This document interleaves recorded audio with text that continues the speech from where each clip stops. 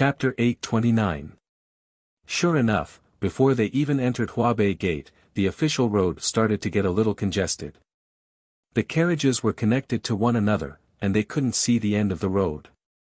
The driver was a young man called He Zi. He was in his early 20s and worked for his father. He spoke and acted very nimbly. He Zi's driving skills were pretty good, and the carriage moved steadily. Along the way, the whole family was laughing and chatting. From time to time, he would carry the little monk over to tease him. The little monk put his palms together and kept muttering to himself. "Kong Kong, how many years have you been a monk?" Xiao Lin deliberately teased the little monk and scratched his little head. The little monk looked at her with some confusion. He blinked his eyes and counted with his fingers. 1, 2, 3, 4. Kong Kong has been in the temple for 4 years. Benefactress's sister, why are you asking this? When Arbor heard this title, the corner of her mouth couldn't help but twitch. Her father, Xiao Zhongbang, also twitched. Ever since this child came to their house, the titles he used were especially strange. Benefactress's father, Benefactress's mother. Arbor reached out and pulled the little monk in front of her. Call me big sister. Do you still want to eat meat? Not eating, not eating, not eating. Vegetables?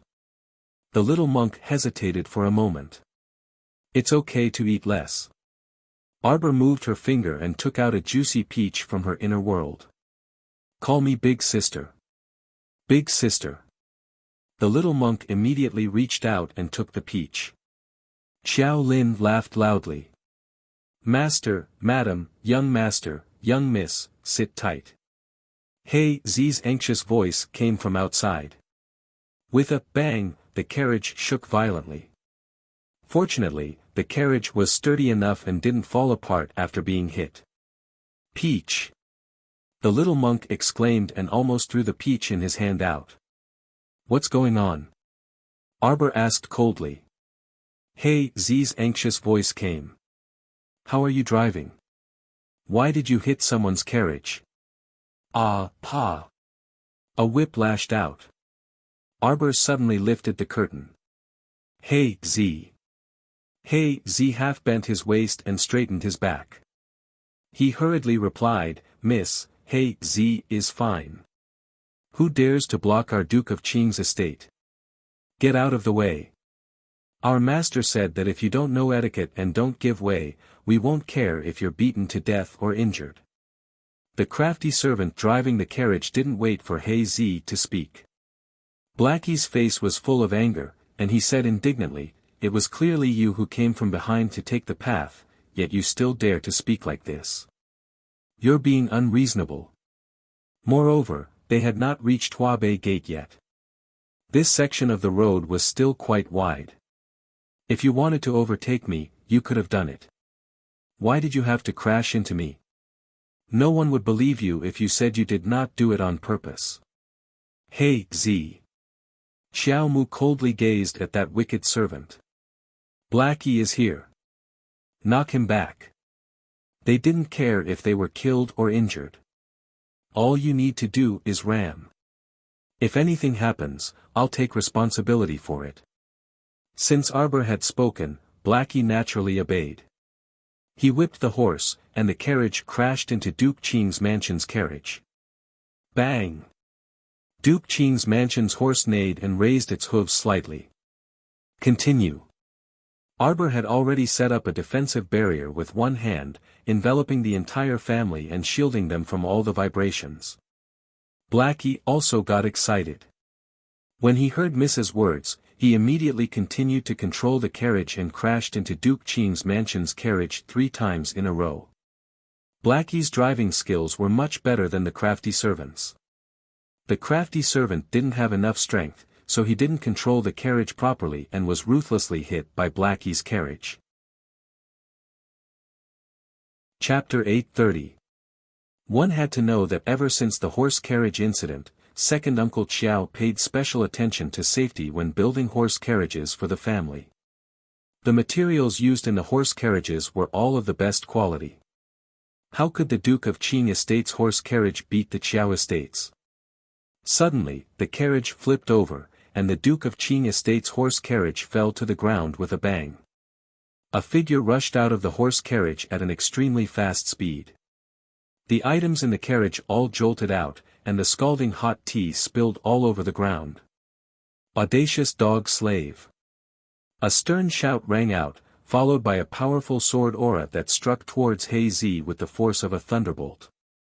If this strike hit, He Zi would definitely lose his life on the spot. Arbor raised her hand and sent out a wave of profound energy, directly repelling the opponent's sword aura. How could the opponent dare to receive it? He only felt a mighty wave of profound energy rushing towards him, as if it would tear him apart in the next second. At the critical moment, an old man suddenly appeared and sent out a wave of profound energy to meet it. The two waves of profound energy collided in midair, causing a loud bang. The passing horse carriages stopped in fright, and no one dared to move forward. The old man's right hand was slightly numb from the shock of the profound energy, and shock appeared in his eyes. Looking up, he saw the other party's horse carriage stop, and a red-clothed girl came down from it. Her clear gaze fell on them, and her face was expressionless. She was so young, but her profound energy cultivation was actually above his. The old man's eyes emitted a bit of disbelief. Damn it! The man who attacked earlier was in his early 20s. His face was very pale, as if he was anemic, and traces of gloominess floated in his eyes.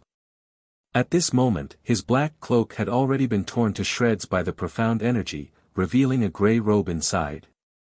His entire person was somewhat in a sorry state. Bastard, you dare to do this to this young master. Slap. A heavy slap landed on his face from a distance. This slap contained profound energy, and half of Shi Guangjin's face was swollen in an instant. Ow! Shi Guangjin was caught off guard, and was a bit stunned. That old man hurriedly rushed over and pulled him behind him. Third young master. Shi Guangjin's face suddenly became very ugly. His malicious eyes locked onto Arbor, as if he wanted to eat her alive. Crown Princess. Lightning floated behind her and whispered, "This man is Duke Qing's third son, Shi Guangjin." "I've dealt with it," Arbor said coldly. Without even glancing at Shi Guangjin from the corner of his eye, he turned around and boarded the car. Without any hesitation, Lightning reached out to grab Shi Guangjin's neck. Provoking their vicious crown princess on the first day of the new year, especially trying to knock over the marquis's carriage, directly touching the crown princess reverse scale. This was really like carrying a lantern and courting death. "Hero, please show mercy." How could Lightning listen to his nagging? With a whistle, two more shadow guards appeared beside him and blocked the old man's Xian Qi with one hand. The cold sword was unsheathed, and the sword in Lightning's hand actually pierced towards Shi Guangjin's chest. Who dares to cause trouble outside Huabei Gate? Violence is not allowed in front of Huabei Gate. Imperial Guard Commander Hui Feng, who had received news that someone was fighting outside Huabei Gate, hurriedly led a team over. From afar, he saw the sword in Lightning's hand piercing towards someone's chest. Hui Feng's brain spasmed, and he acted to stop him without thinking. "Commander Hui, you came at the right time. Quickly save me." Shi Guangjin breathed a sigh of relief and hid behind Hui Feng as if he had caught a life-saving straw. Chapter 831. Shi Guangjin didn't expect that this young lady from the Qiao estate was completely different from any girl he had known before. She was someone who would make a move on you if she said so. She was ruthless and merciless. How could he, an elder who, be a match for 4 or 5 people? Seeing that he was in trouble, Commander Hui arrived. Shi Guangjin immediately shrank behind Hui Feng as if he had found a life-saving straw. Hui Feng still hadn't figured out the situation. He couldn't help but be stunned when he saw the cowardly appearance of the third young master of Duke Qing's estate. "Get out of my way." A cold voice rolled into Hui Feng's ears like a clap of thunder. He was startled. Who was this voice? When he turned his head to look, his jaw almost dropped in shock. This general greets the crown princess. Hui Feng hurriedly restrained his shock and stepped forward. He lowered his head and cupped his fists in greeting. Arbor coldly glanced at him. This person offended me in front of the palace gate. Should he be punished? Hui Feng swallowed his saliva. He felt that the situation wasn't good. Looking at the crown princess's cold and emotionless expression, she couldn't be thinking of. How did third young master Shi offend the crown princess? Hui Feng only felt that cold sweat was about to drip down. He cursed Shi Guangjin's 18 generations of ancestors in his heart. This bastard, of all people to provoke, he just had to blindly anger the crown princess. Was this person someone who could easily let go of you? He intended to overturn my carriage and murder me. Murder? This was a serious crime. Hui Feng hurriedly turned his head and glared at Shi Guangjin. How dare you, Shi Guangjin? Shi Guangjin saw that the situation wasn't good and immediately cried out, there are so many carriages coming and going on this official road. Anyone can see it. My carriage was overturned by her. How can you say that I wanted to? Slap. Arbor waved her sleeve and slapped Shi Guangjin's other cheek across the air. Now, it was completely symmetrical. Both sides of Shi Guangjin's face were puffed up like fermented buns, except that it was a little red. Did I allow you to interrupt? Arbor said coldly. Hui Feng's eyelids twitched, and he raised his sleeve to wipe his sweat. In the past, he had always heard He Tian and the others nag in front of him, saying that their future crown princess was not someone to be trifled with, and that they could mess with anyone but the crown princess. Previously, when he saw the crown princess in Bailon City, Hui Feng still didn't have a concrete idea of who she was. He only knew that the crown princess was a rather aloof person who was expressionless no matter who she met. Now that he had seen how she dealt with Shi Guangjin, Hui Feng finally had a preliminary understanding of the crown princess. It's a misunderstanding, a misunderstanding. Seeing that the situation was getting out of hand, the old man hurriedly stepped forward to smooth things over. Previously, when Shi Guangjin ordered the boy servant to crash into the Qiao family's carriage, he had advised against it. Unfortunately, Shi Guangjin didn't listen, which led to the current situation. At this time, their State Duke of Qing's estate's carriage had collapsed, and the Crown Princess's carriage had stopped, blocking the entire road. The carriages coming from behind had no choice but to stop.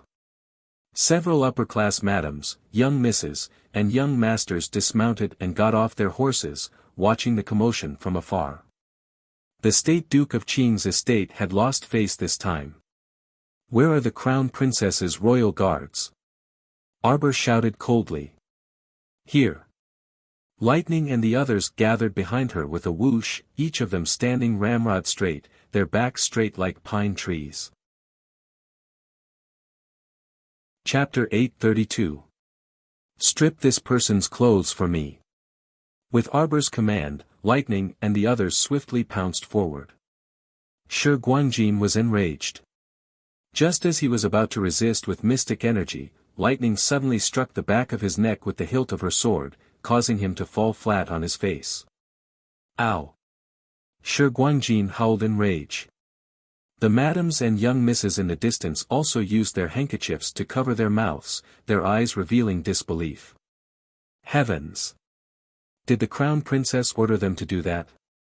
The other party was the Duke of Qing Estate's third young master. Wasn't the Crown Princess being too unreasonable by doing this? After all, she hadn't married the Crown Prince yet and was only the Crown Princess in name. Wasn't she afraid of losing the Wang family's dignity by doing this? When the great king and queen blamed her, they would directly revoke her title of Crown Princess. Prince Consort. The maidservant Shi supported one of the great king's second consort Shu Quan's arms and whispered in her ear, "That's the Crown Princess. She's really impressive, not even putting the Duke of Qing estate in her eyes." No wonder she said she wasn't feeling well that day and dismissed the prince consort just like that. Shu Quan indifferently glanced at that young maidservant. Don't speak nonsense. Especially after entering the palace, you have to know propriety and etiquette. If your words were to fall into that person's ears, do you know what kind of punishment you'll receive? Jumped in fright and hurriedly wanted to kneel, but Shu Quan pulled her back. All right, I just want to remind you that you should speak according to your status. As she spoke, she sneered, her eyes filled with ice dregs and fragments. Otherwise, you won't have a good ending just like that foolish third son of the Duke of Qing estate in front of you. Er's entire body trembled. When she looked over, she saw the Duke of Qing estate's third young master kneeling in front of the crown princess after his arms were pressed down and his legs were kicked. Shi Guangjin's face was filled with shame and humiliation, and he angrily shouted, "Slut, you haven't married His Highness the Crown Prince yet. Yet you're putting on airs in front of others. Who are you to deal with me now? I'm the third young master of the State Duke of Qing's estate. Do you dare to touch me? Shut up." Hui Feng slapped Shi Guangjin's face. Previously, he didn't know that Shi Guangjin actually insulted the crown prince consort like this. As expected, he was truly the most good-for-nothing in the State Duke of Qing's estate. This unscrupulous dog actually dared to wantonly insult the crown princess in front of Huabei Gate. If these words fell into the crown prince's ears, he would lose his life on the spot. "Commander Hui, I've always respected you for being in charge of the safety of the Forbidden Palace. But now, he was willing to be a lackey. Are you going to allow this woman to bully the people of the State Duke of Qing's mansion like this?" Hui Feng was so angry that he was amused. Does the third son of Duke of Qing's estate know what he's saying? Such a brainless thing, if it weren't for his father, big brother, and second brother, he would have been killed a few years ago. What are you doing? Don't touch me. Audacious dog slaves. Shi Guangjin struggled with all his might as he was pressed down on the ground. His eyes were incomparably red, as if they were injected with blood. Lightning and the others didn't pay attention to his incessant barking. They directly tore off his clothes and pressed down on his arms, forcing him to kneel in front of Arbor with his head lowered. No matter how he struggled, he couldn't move his body. Jojo. Xiao Zhongbang and Wei Ziqin poked their heads out of the carriage with slightly anxious expressions. Chapter 833. Earlier, Jojo had them all stay in the carriage and not a single one of them should come down. At this moment, Wei Ziqin was very anxious as she watched. If Jojo beat up that State Duke Qing estate's third son here, would there be any adverse effects? She was very worried. Arbor turned his head and gave his parents a "don't worry" look before turning back again and coldly glaring at Shi Guangjin. According to the rules, what punishment should be meted out for uttering wild words and offending the crown princess? Hui Feng's forehead was drenched in cold sweat. Shi Guangjin naturally wouldn't answer the crown princess, so he said, meted out a punishment of less than 60 beatings by flogging. Such a light punishment. Wouldn't flogging a mystic cultivator 60 beatings be like tickling an itch? No wonder everyone likes to diss me. It turns out that the punishment is so light. Arbor was enraged and coldly looked at Hui Feng. Think carefully again. What exactly is the punishment? Hui Feng's forehead was drenched in cold sweat. As a grown man, he was actually a bit unsteady under the little girl's piercing gaze. He stammered, "Why yes, meted out 100 beatings by the military rod." Not enough. Arbor immediately vetoed. Think carefully again. If you flogged him again, he would die.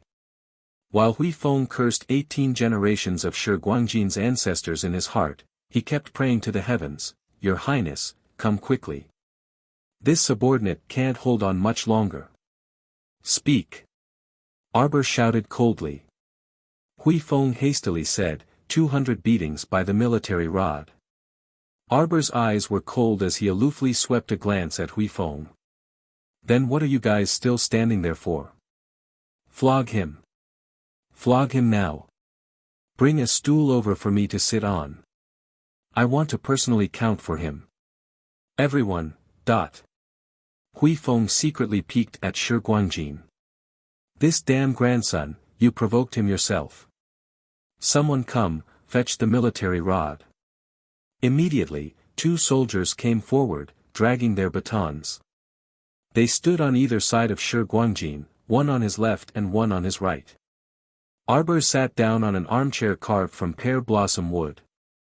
She raised her hand, and Xiao Yao immediately understood and ran down from the carriage to hand her a cup of hot tea.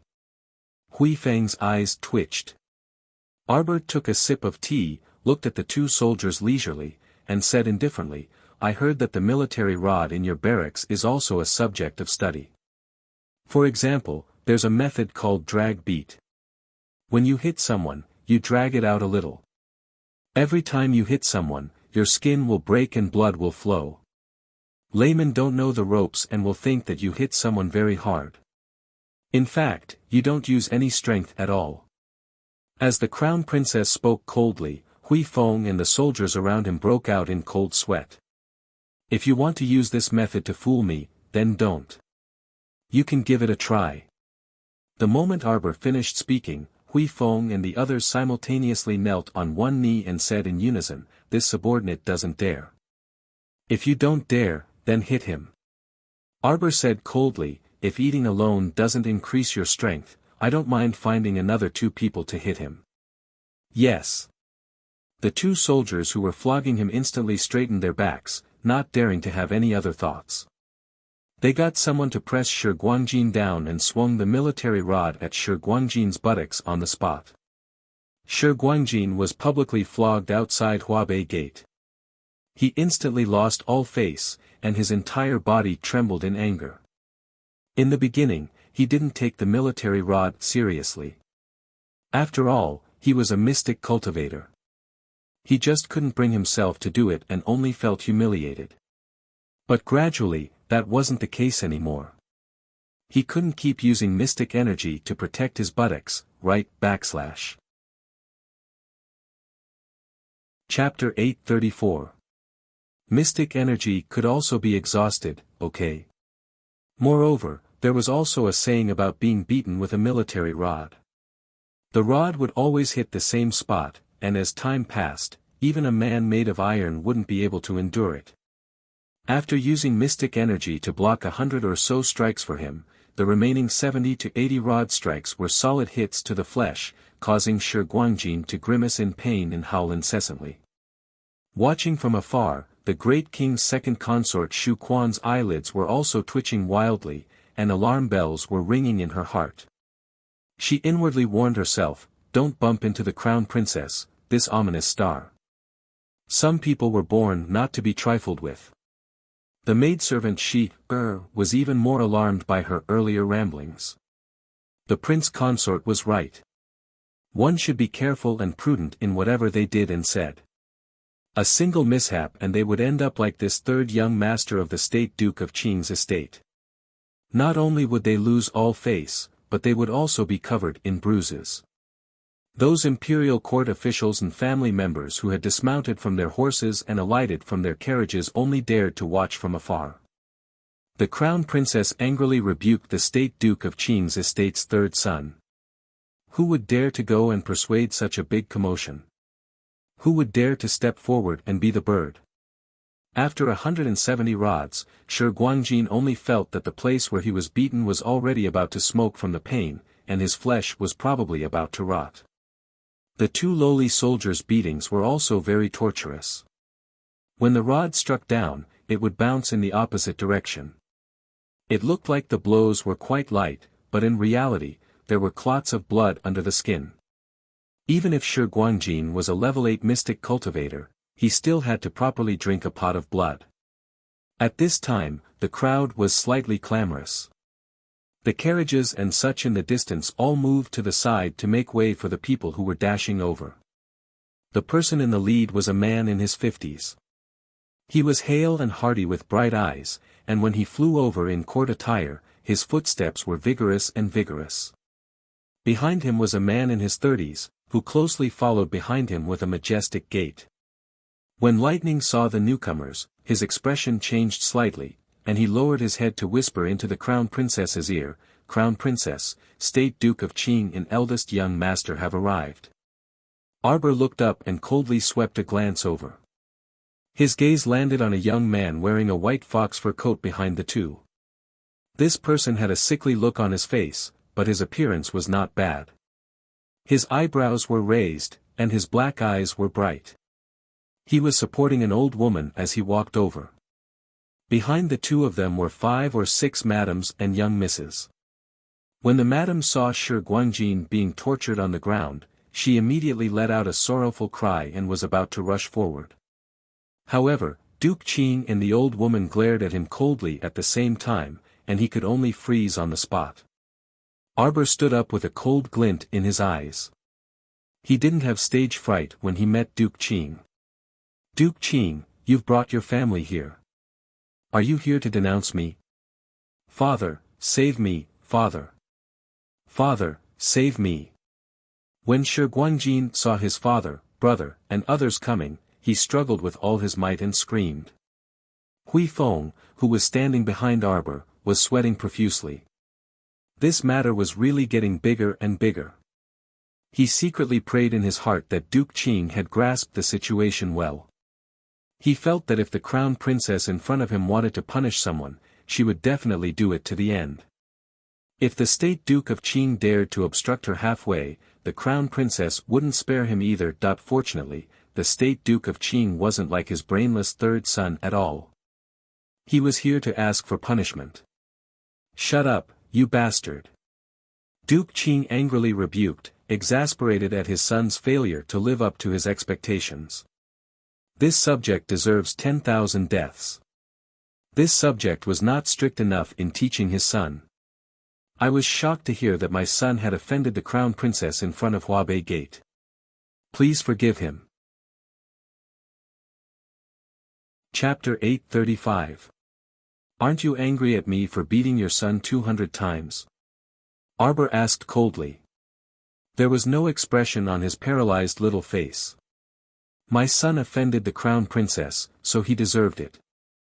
Although the crown princess was still expressionless, Lightning, Hui Feng, and the others standing behind her could feel that the crown princess's imposing manner had loosened a bit. They couldn't help but let out a long sigh of relief. Duke Qing's eldest son, Shi Guangfeng, glanced at his third brother, Shi Guangjin. When he saw that his brother's buttocks were already bloody, a trace of unwillingness flashed through his eyes. He took a step forward and knelt on one knee in front of Arbor. My younger brother rudely offended the crown princess. As the eldest brother, I was also in the wrong for not being strict enough. I, Guangfeng, am willing to take the rest of the beatings in place of my younger brother. Arbor's cold gaze fell on Shi Guangfeng. He looked at this man who didn't have a particularly outstanding appearance but was full of righteousness. Shi Guangfeng was a famous young general in the army. At the age of 28, he had already been conferred the title of Yang Wei General. Xiao Mu's gaze made everyone in the state Duke of Qing's estate tense up at once. In particular, Shi Guangfeng's wife, Madame Su, was tightly clenching the handkerchief in her hand and looking at her husband worriedly. After a long while, just as everyone's breathing was getting heavier and they were about to suffocate, Xiao Mu suddenly raised her hand. Stop. In fact, the two soldiers were already covered in cold sweat when the people from Duke Qing's mansion arrived. They were also under a lot of pressure as they heavily reprimanded Shi Guangjin in front of Duke Qing and Yang Wei General. When they heard the crown princess's shout, they hurriedly put away their batons and returned to the troops behind Hui Feng. Duke Qing, do you know why I publicly beat your third son? Arbor moved his finger and took out the listening talisman. He directly played Shi Guangjin's original voice for Duke Qing's family to hear. Bastard! Bastard! Duke Qing was so angry that smoke came out of his head. This bastard was actually his son. He had served the country and the people all his life. How could he have given birth to such an ignorant little bastard? What did he do? Your son rushed up and tried to knock over my family's carriage. My parents and siblings are all in the car. I once swore to the heavens. If anyone dares to hurt my family, I will make them pay for it. Duke of Qing, for the sake of the Crown Prince, for the sake of you and General Yang Wei, I will let him go today. Arbor's voice was so cold that it made people feel as if they were in hell. You have to bring him back and discipline him well. If he runs into me again, I'll kill him. The Duke of Qing's heart was greatly shaken by these last few words. The General of Prestige also abruptly raised his head to look at this young girl with an astonishing aura. There were more than 100 people in the huge arena, including those who were watching the show. No one dared to make a sound. The Duke of Qing didn't even dare to look directly at the Crown Princess' eyes, which were as cold as snow. The sound of horse hooves came from outside Huabei Gate. The rider was so fast that his figure was like a swan. In an instant, he arrived in front of Arbor and the others. Prince Emo dismounted from his horse and rushed to Arbor's side with a whoosh. He stretched out his arm and hugged her. He pulled her over and looked her up and down. Jojo, what's the matter? Are you hurt? Everyone chuckled. Why didn't they know that His Highness was blind before? Shi Guangjin was lying there covered in blood. As soon as he rushed over, the first thing he asked was if the Crown Princess was hurt. Chapter 836. I'm fine. The little stoic calmly shook her head. Seeing that he hadn't had time to change out of his court robes, she knew that he must have run over right after finishing the opening ceremony. This was indeed the case. The State Duke of Qing had also rushed over after receiving the news after the opening ceremony ended. The Crown Prince had even gone to the study to speak with the great king for a while. It was only after he left the royal study that he was informed that his darling had quarreled with the State Duke of Qing's third son at Huabei Gate. He had rushed over, so how could he have bothered to change his clothes? He was worried that his lovely wife would be taken advantage of. Your Highness, please forgive us. The State Duke of Qing and General Yang Wei hastily bowed and begged for forgiveness. Prince Mo was just about to reprimand them when the little stoic tugged at the corner of his shirt. All right, I'm fine. It's just that Mom and the others suffered a bit of a shock. Arbor naturally wouldn't let that person off easily if someone came looking for trouble on the first day of the new year. How could Wei Ziqin, Xiao Zhongbang, and the others still sit in the carriage? They all got out at this time. Mom, are you all right? Prince Mo ran up to support her. Everyone's eyes nearly popped out of their sockets when they heard him call her Mom so smoothly. Wei Ziqin hastily pulled his hand down and saluted in deadly earnest. Greetings to the Crown Prince. Prince Mo hastily reached out to support her and didn't pay much attention to how the others looked. Could it be that she wasn't? Wasn't Jojo's mother his mother, so what if he called her Mom? At this time, Xiao Zhongbang had already exchanged a few pleasantries with the State Duke of Qing. The State Duke of Qing repeatedly apologized, and Xiao Zhongbang hastily pacified him. The bloodied Shi Guangjin had already been helped down. Madame Nei He of Duke of Qing secretly wiped her tears on the side. Jean was beaten too miserably. You still dare to say that? The old madam of the State Duke of Qing estate glared at her hatefully. If you hadn't indulged him all along, would he have gotten to this point today? How many times have I warned you? If Jean doesn't control his temper, sooner or later he will bring disaster to the whole family. Grandmother, don't be angry. The sickly second son of Duke Qing's mansion, Shi Guanyin, hurriedly said softly. Old Madam reached out to pat her second grandson's hand. Looking at Madame He's pouting lips, she couldn't help but get angry. Look at what your son and daughter have become. Grandmother, if you want to talk about third brother, then talk about third brother. Why do you have to bring me, your granddaughter, into this? Next to Madame He, an 18-year-old girl couldn't help but talk back. For the sake of her face, old Madame could only glare fiercely at that young girl. She turned her head and looked at Madame He with disdain. Look at the good daughter you taught. Help me walk. It's grandmother. Another young lady of about the same age came forward to support the old madam. She looked gentle, elegant, and delicate. On the other side, the Arbor family also got into the carriage. At this time, with Crown Prince Emo following beside the carriage, how would the numerous carriages and horses in front dare to act rashly? They all hurriedly moved to the side, forcibly opening up a spacious path for the Chiao family to pass through first. Brother-in-law, Happy New Year. Take your New Year's money. Oh. Mother, why are you covering my mouth? Xiao Lin lifted the curtain. When Emo Yen heard the word brother-in-law, it was very much to her liking. She immediately laughed heartily as she took out the New Year's gift she had people prepare in advance and handed it through the window. Xiao Sen's eyes lit up. He immediately closed the window and followed Xiao Lin's tone and said something. Wei Ziqin was both amused and annoyed as she knocked her son's little head. Don't learn good things. See you tomorrow. I fell asleep. My throat hurts from coughing. Sigh. Chapter 837. The little monk chanted a Buddhist proclamation and clasped his hands together. Wealth is merely a worldly possession. How can a person wholeheartedly stare at? Arbor casually picked up a pastry and stuffed it into his small mouth, immediately silencing the little monk.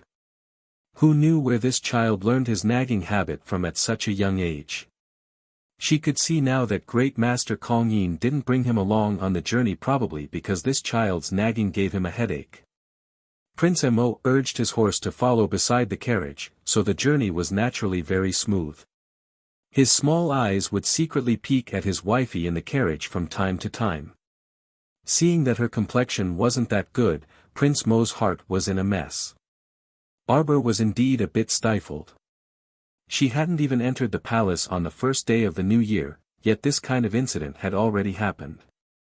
She didn't know what kind of rumors were spreading inside and outside the palace right now. When she entered the palace later, she would be endlessly vexed just by recognizing people. The small banquet that Her Majesty the Queen held before the new year was only a small-scale one, so many royal concubines, princes, and princesses didn't attend. Even if not all of them would attend today's New Year's banquet, she reckoned that at least 80 to 90% of their relatives would attend. A layer of frost covered the little stoic's face. Whenever she recalled that Prince Emo had 15 to 16 siblings, her head would ache endlessly. Just the fucking concubines alone numbered several dozen. The old great king really was a scoundrel. He married one concubine after another and gave birth to a string of children. Just looking at it was irritating. Jojo. Prince Emo cautiously called out to his wifey through the carriage curtain.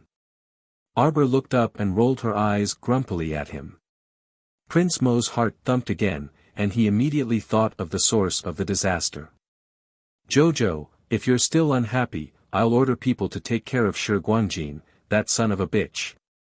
His father, Xiao Zhongbang, who was holding a cup of tea, freaking shuddered, and he hastily called out, Jojo. I see that you're not happy.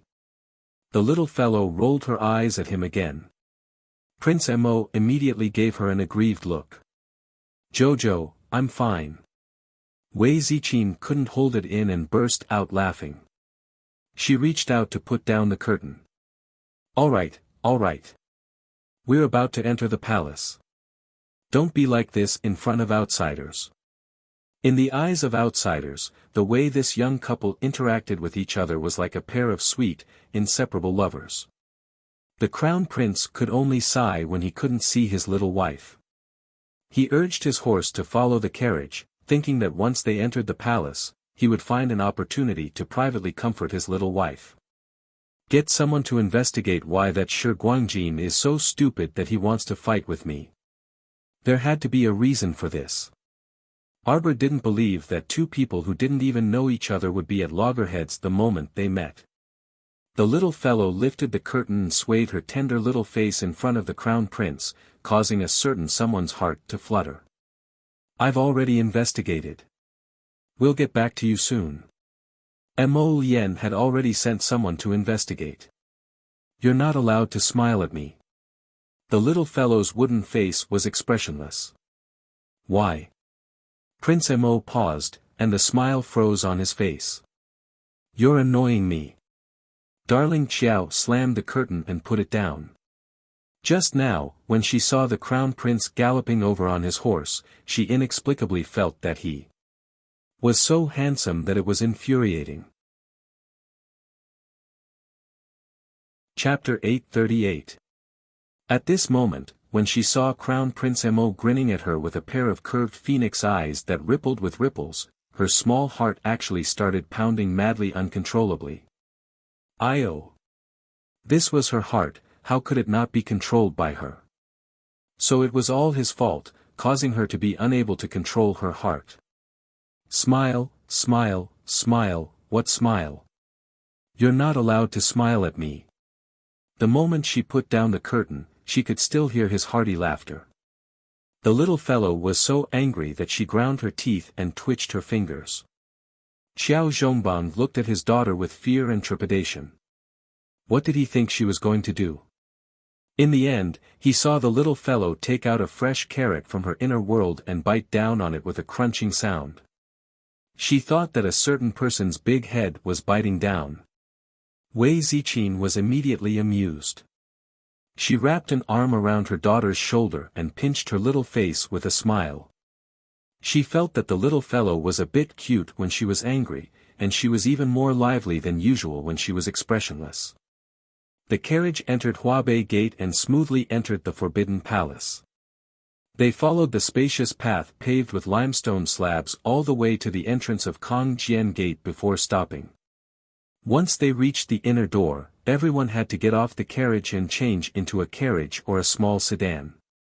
The Crown Prince's carriage had already stopped at the side. Prince Mo flipped off his horse and ran to the side of the carriage. He saw the little fellow peeking out of the carriage with a carrot in her mouth. He didn't even think before picking her up. When he looked down, he couldn't help but be amused. Jojo, are you hungry? Don't worry, I've prepared breakfast for you in the carriage. Let's eat a bit before we go. Benefactor, men and women shouldn't touch each other. Shut up. Prince Mo looked down in annoyance at the little baldy who reached out to grab a corner of his robe. Have you done your morning ritual? Yes, I've done half of it. The little baldy inexplicably answered, looking a bit guilty. What do you mean half of it? Mo Lien pulled a long face and scolded in a low voice. It was really quite frightening. The little monk was a bit frightened and answered in a trembling voice, that's because SS's sister wants to run away. Arbor glanced at the two of them in annoyance. Continue your chanting after dinner. Don't disturb him and Jojo's private time. Oh. The little monk knew that he was in the wrong. Prince Mo stretched out his hand and carried him to the carriage. He picked up his vegetarian meal and tasted it. Then, her big eyes suddenly lit up. Delicious. Wei Ziqin and the others also boarded their own sedans, parting ways with Xiao Zhongbang and Xiao Senator. The lunch banquet for the families of the officials of the 5th rank and above was divided into male and female guest banquets. The male guests went to the Chen Palace. The female guests all went to the Queen's Central Palace to pay their New Year's greetings first, then eat dumplings together to fill their stomachs. The New Year's banquet would begin at noon. In the evening, the great king and queen invited officials of the 3rd rank and above and their families to a banquet for the 8 great aristocratic families in the capital. This was a great effort to save face for the 8 great clans. Martial arts were prevalent in Sikong Planet, and the status of the 8 great aristocratic families in the capital wasn't inferior to the 3 dukes and 6 marquises. The banquet in the evening was hosted by the great king and queen and held in the garden of Qingshui Fine Park. The banquet didn't discriminate between men and women. After all, those invited were aristocratic families who didn't care about trifles, so there was no need to talk about male and female distinctions. It was said that this Qingshui Fine Park was a newly built scenic spot in the palace. There were 3 other gardens in the entire garden, so it was naturally impossible to visit all of them in one night. And the banquet was mainly held in Qingshui Fine Park's southern courtyard. Chapter 839. I went to that Clearwater Fine Park, and it's really built well. The Crown Prince hugged his little wife and fed her as if no one else was around. He even said in a small voice, "If you like it, let's have Imperial Father give this park to you to play with." The great king, who was laughing and chatting with Su Pingyong and a few close officials in the king's palace, suddenly felt his nose itch, and he hurriedly suppressed his indecent sneeze. There's a hot spring in that park, and there's also a large pool that flows around half of the garden.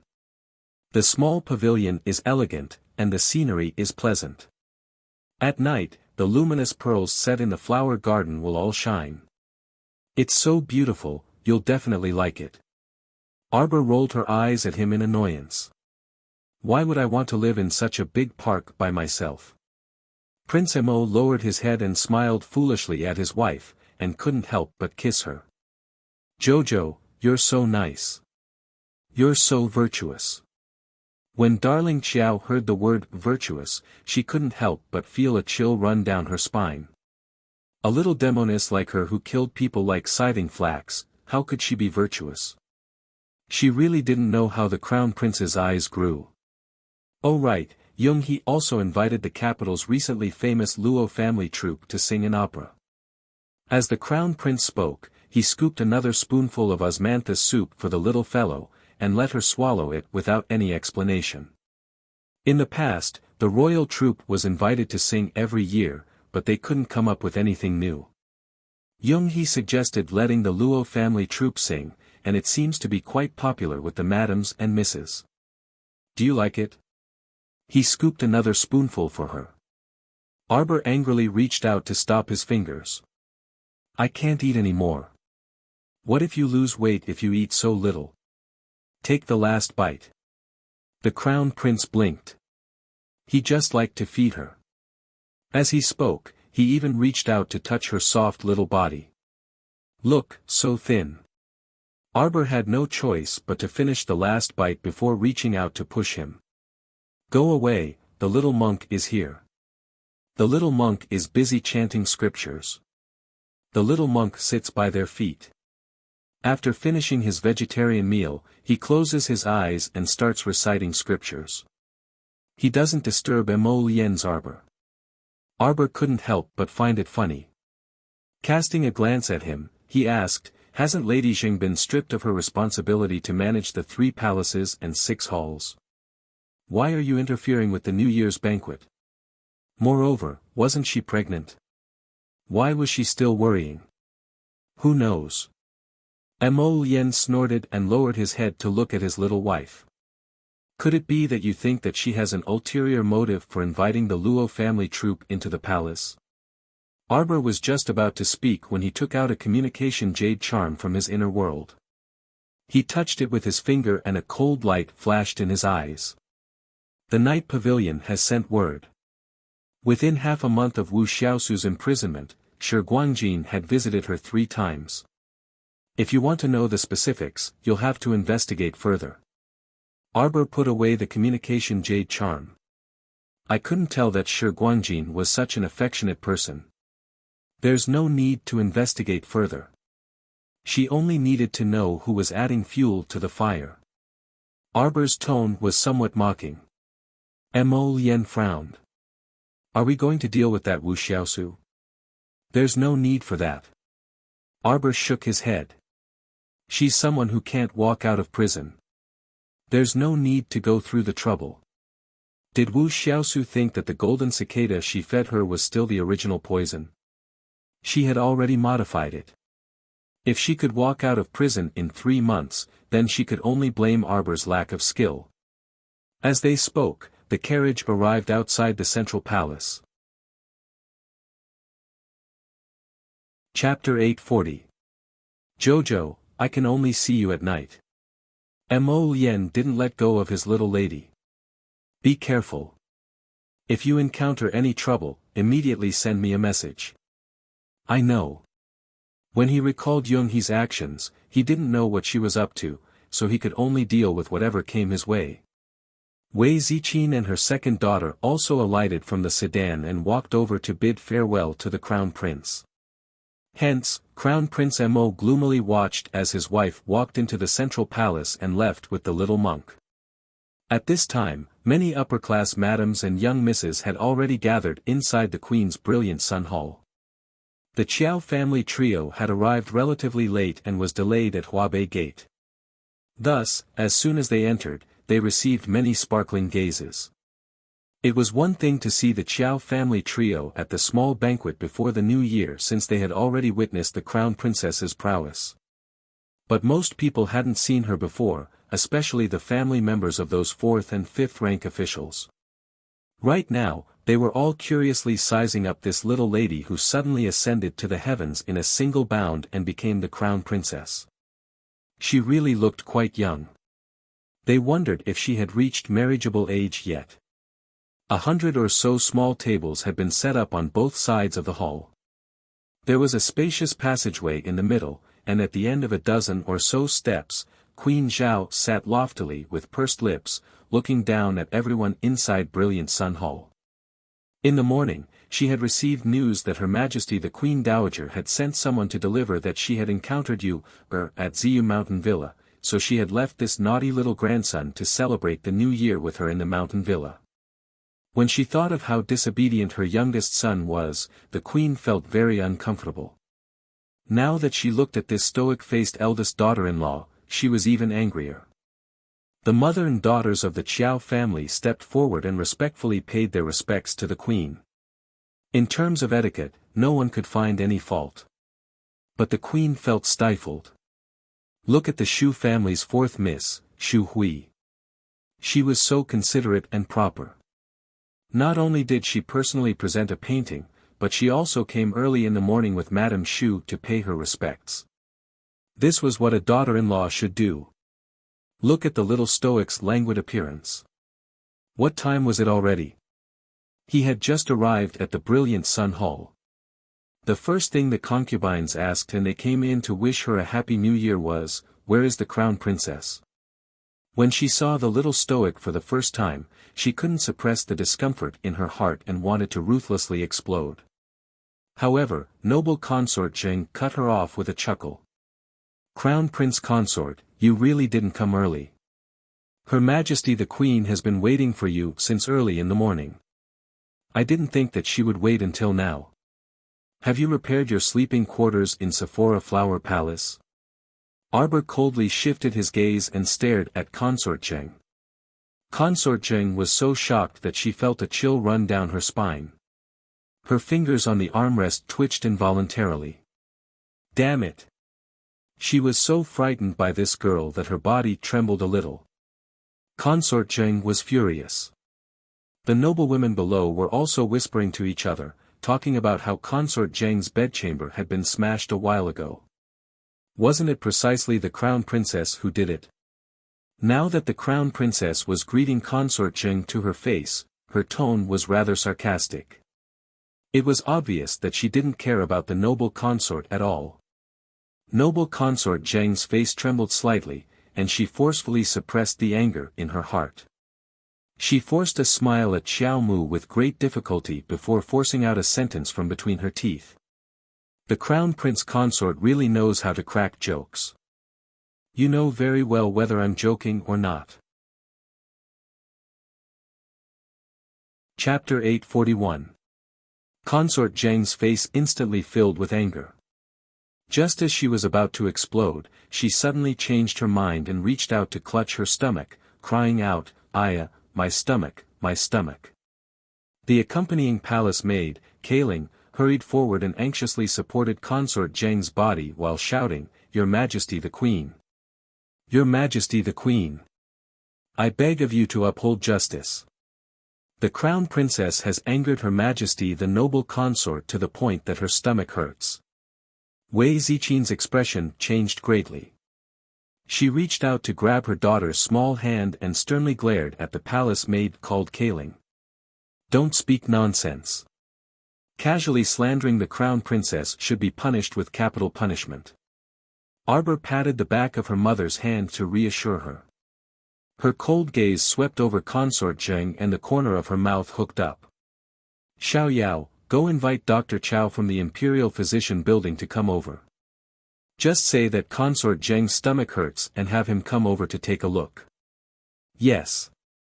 Xiao Yao didn't suspect anything and nodded to leave. Consort Zheng's hand that was clutching her stomach stiffened slightly. Then, her expression changed greatly. Stop. Crown Princess, there's no need for you to worry about this. I've always had a doctor I'm familiar with to treat me. There's no need for you to interfere. How can that be? Arbor walked step by step in front of Consort Zheng. Her dark eyes coldly stared at her. If I don't invite the head doctor over to take a look, what if something happens to Young He and she insists on blaming it on me? Then wouldn't I be unable to wash away this filth even if I jumped into Wang Hai, HM? What a formidable crown princess. Everyone was slightly shocked and looked over in awe. Only noble Consort Zheng and Kaling were looking into Qiao Mu's eyes. They only felt like there were countless bony arms in the depths of those eyes that wanted to pull them, master and servant, into the abyss of hell. Consort Zheng shrieked in surprise. Without caring about her image, she shrank behind Kaling. Enough. Queen Zhao was furious. It was the first day of the first lunar month, and she had already given her so much trouble. She didn't like Consort Zheng, and she didn't like this crown princess either. He only felt that the two of them, one big and one small, were both troublemakers. As soon as they bumped into each other, they started arguing with each other. Crown Princess, our Imperial Highness is pregnant. Can you please speak nicely to her? Kaling cried as she begged, putting on the appearance of a loyal servant. Arbor sneered and asked in a voice so low that only the master and servant could hear, pregnant? Are you sure? Consort Zheng's expression changed abruptly. Her resentful eyes were filled with disbelief. She looked at Arbor in horror. Qiao Mu's lips cracked open like a wooden carving, and she gazed icily at noble Consort Zheng and her servant. She asked coldly, what if I make this matter known to the world? Don't. Noble Consort Zheng cried out in alarm. Sensing the queen and many royal concubines casting puzzled gazes at her, she immediately straightened her body as a chill ran down her spine. She straightened her face and said, Kaling, don't speak nonsense. My stomach is just feeling a bit uncomfortable. You're making a fuss about nothing. What if you wrongly blame the crown princess? What should we do? Queen Zhao's cold gaze landed on Consort Zheng as if she wanted to burn a hole in her face. She wanted to see why she suddenly changed her attitude. Noble Consort Zheng stood up by herself and forcefully supported Kaling's hand, saying, help me to sit over there. It wasn't until she returned to her seat that noble Consort Zheng looked at the crown prince consort, who had sat down on her own, in shock. Chapter 842. Since the crown princess already knew about this, why didn't she directly inform Her Majesty the Queen? Therefore, it could be said that the crown princess also had some opinions about Her Majesty the Queen. If she could grasp the animosity between the mother-in-law and daughter-in-law and exploit it, then perhaps she could. In reality, Consort Zheng was truly overthinking things. The little stoic had never viewed Consort Zheng as an enemy, and she couldn't be bothered to meddle in the harem's trifling affairs. In her eyes, Consort Zheng was already a dead person. It was only a matter of time, and she wouldn't be able to do it for too long, so why should she waste the effort? Moreover, she only had her initial suspicions before. After all, the special beautifying pill state Uncle Zheng purchased at an astronomical price also had other special medicines added to it besides heat poison. This medicine could guarantee that Consort Zheng wouldn't be able to conceive in this lifetime. However, she was only suspicious at the beginning and wasn't certain. She didn't expect that she would be duped into revealing her fake pregnancy as soon as they met. It was truly hilarious. After Arbor returned to her seat, various royal concubines came forward to greet her one after another. She greeted them one by one in a distant yet courteous manner before minding her own business and whispering to Jolin. Princess Anam arrives. After the announcement, a thin woman fully dressed as a princess consort walked in from the long passageway outside the hall. This subject greets Her Majesty the Queen. Please rise, Princess Consort. Queen Zhao still had a smile on her face when she saw Wu Hongmo. The vassal king of Nan was one of the vassals conferred by the late emperor with a different surname, so the queen naturally had more respect for Princess Anam. Princess Consort, you've lost a lot of weight, Queen Zhao said after glancing at Wu Hongmo. I've troubled Her Majesty the Queen to worry. Wu Hongmo smiled and sighed, either intentionally or unintentionally. Today is the first day of the first month of the new year, a day for family reunions. I'm not afraid that Her Majesty the Queen will laugh at me. Today, my sister-in-law woke up early in the morning and went to visit Xiaosu. Poor Xiaosu, a young lady, is being tortured in that kind of dark and gloomy place. The Queen's expression turned a bit awkward, and she even snuck a glance at Xiao Mu. Her son was the one who had caught her. No matter what, she would not let her son lose face and make the decision to release her. She saw the little stoic talking to her younger sister in a low voice and didn't even glance at Wu Hongmo out of the corner of her eye.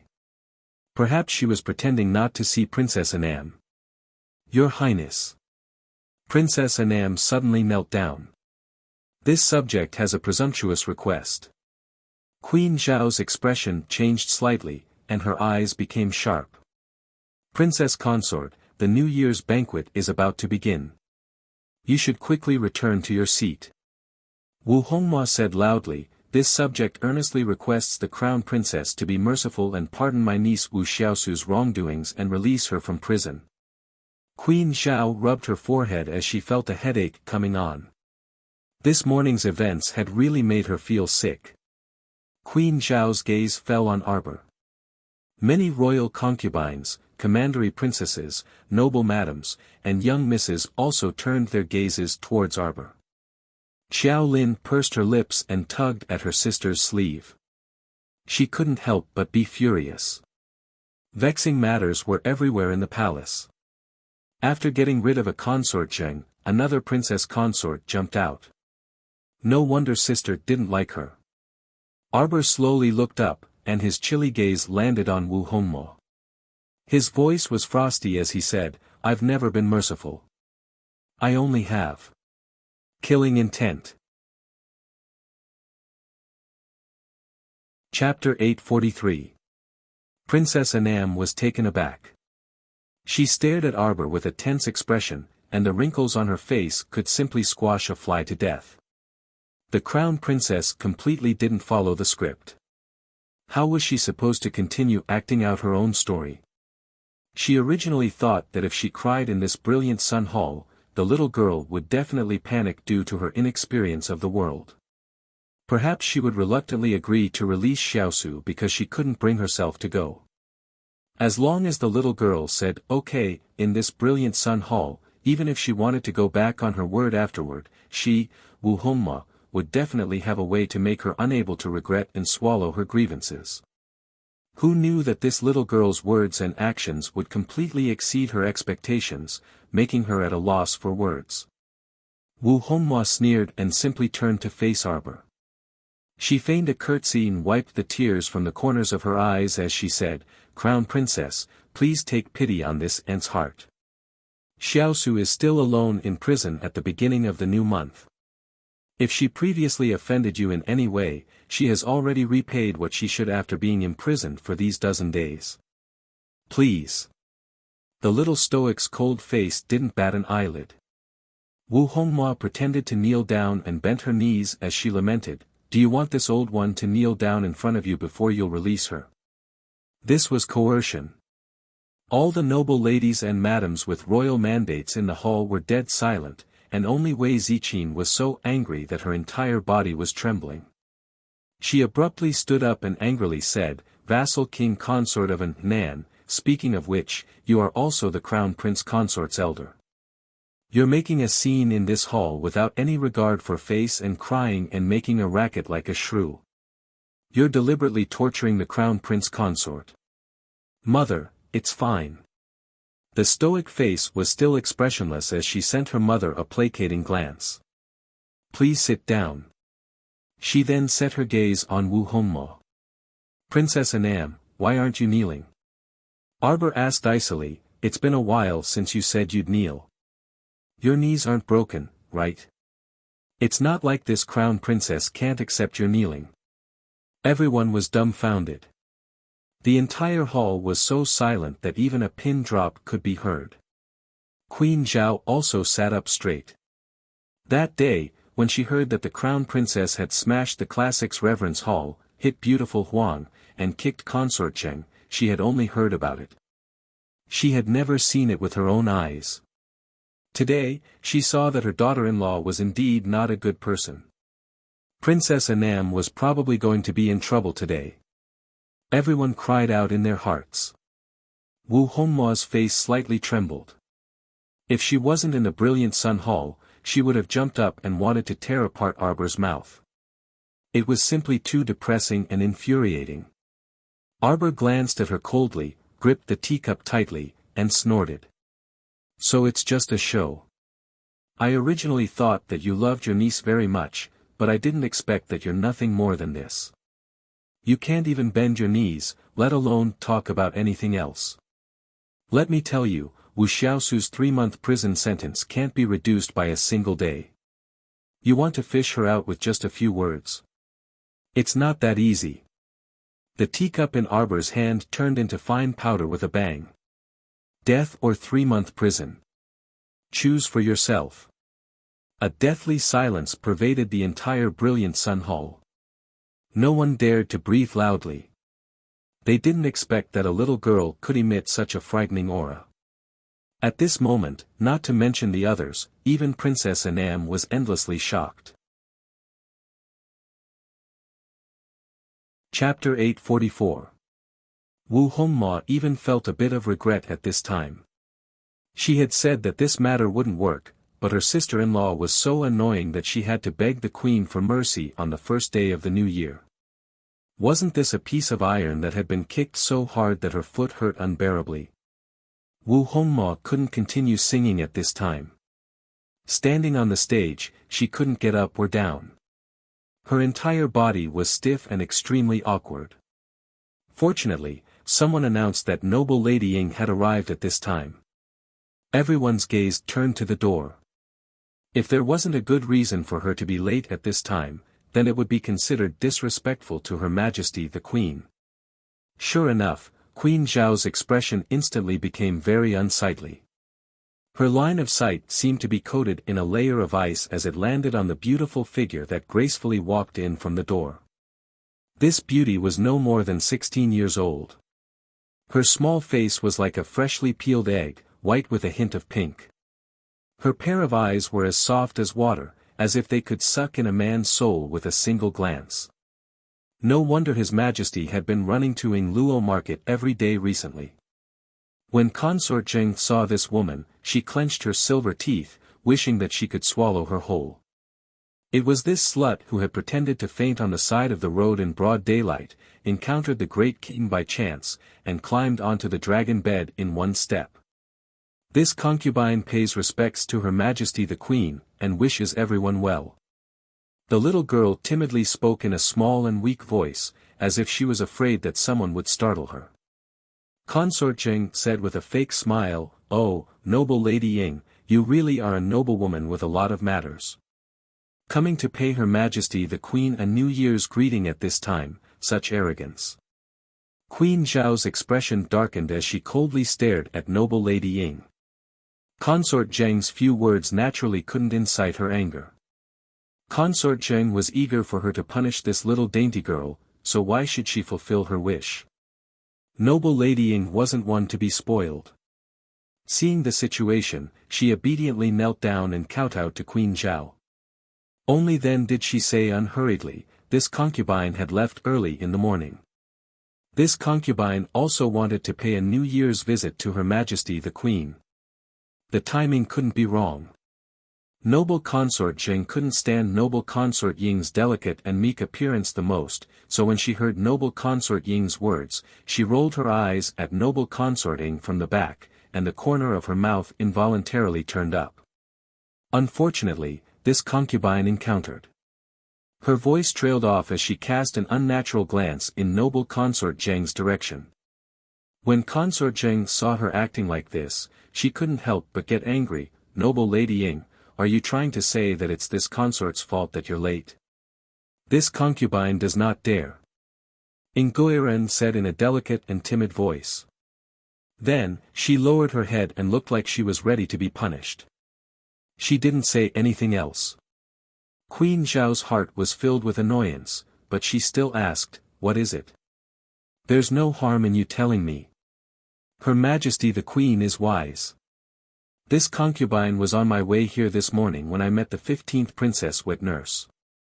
She cried and begged everywhere to find a doctor from the Imperial Physician Building to treat her. Noble Lady Ying sighed and said, this concubine saw that wet nurse holding the princess and felt that she was truly pitiful. Thus, I instructed the palace maid Suiqiao to take my name card and go to the Imperial Physician Building to invite the Imperial Physician on duty here. This delay is truly this concubine's fault. This concubine asks for your Majesty's forgiveness. On the side, Consort Cheng couldn't help but burst out in laughter, so this really is Noble Lady's fault. Look at how she's tormented Noble Lady Ying. Chapter 845. Consort Zheng's expression instantly became unsightly. When Queen Zhao saw this, she felt much more at ease and even inwardly praised Noble Lady Ying for being so considerate. However, on the surface, she worriedly assumed the posture of a matriarch and asked, how is my poor little 15th now? Replying to your highness, the 15th princess condition has stabilized after the doctor's examination. However, the doctor also said that the 15th princess' illness still requires someone to take care of her closely. As she spoke, she obediently knelt there without moving, looking like she was waiting for the queen's punishment. Queen Zhao smiled without batting an eyelid. Noble Lady Ying, you can rise. You saved little 15th's life, so being a little late is nothing. You've done well. Come, reward her. Noble Consort Zheng's expression turned especially unsightly all of a sudden, and her sharp fingernails nearly pierced into her palms. She cursed that damn wet nurse a million times in her mind as malicious thoughts surged violently in her mind. Thank you, Your Highness the Queen. Noble Lady Ying smiled bashfully and accepted the Queen's reward from the tray. She bowed and retreated to the side, sitting down in a well-behaved manner. Arbor glanced at her. The two of them were seated quite far from each other, with quite a few princesses and commandery princesses between them. It was also at this moment that the embarrassed Wu Hongma quietly slipped back to her seat, no longer mentioning the matter of asking for Wu Xiaosu's life. Since she didn't mention it, Arbor didn't bother to pay attention to her. Queen Zhao was currently using this as an excuse to reprimand Consort Zheng. Younger sister Zheng, little 15th's body is weak, yet you don't know how to take care of her. If that wet nurse hadn't carried little 15th out today and coincidentally asked Noble Lady Ying for help, how do you think this matter would have ended? Consort Zheng couldn't help but be furious. She gritted her teeth so hard that they were broken, but on the surface, she had no choice but to stiffen her neck and turn her head to thank Noble Lady Ying from several short tables away. Noble Lady Ying shook her head. I don't deserve your highness' thanks. However, the princess looked a little pitiful.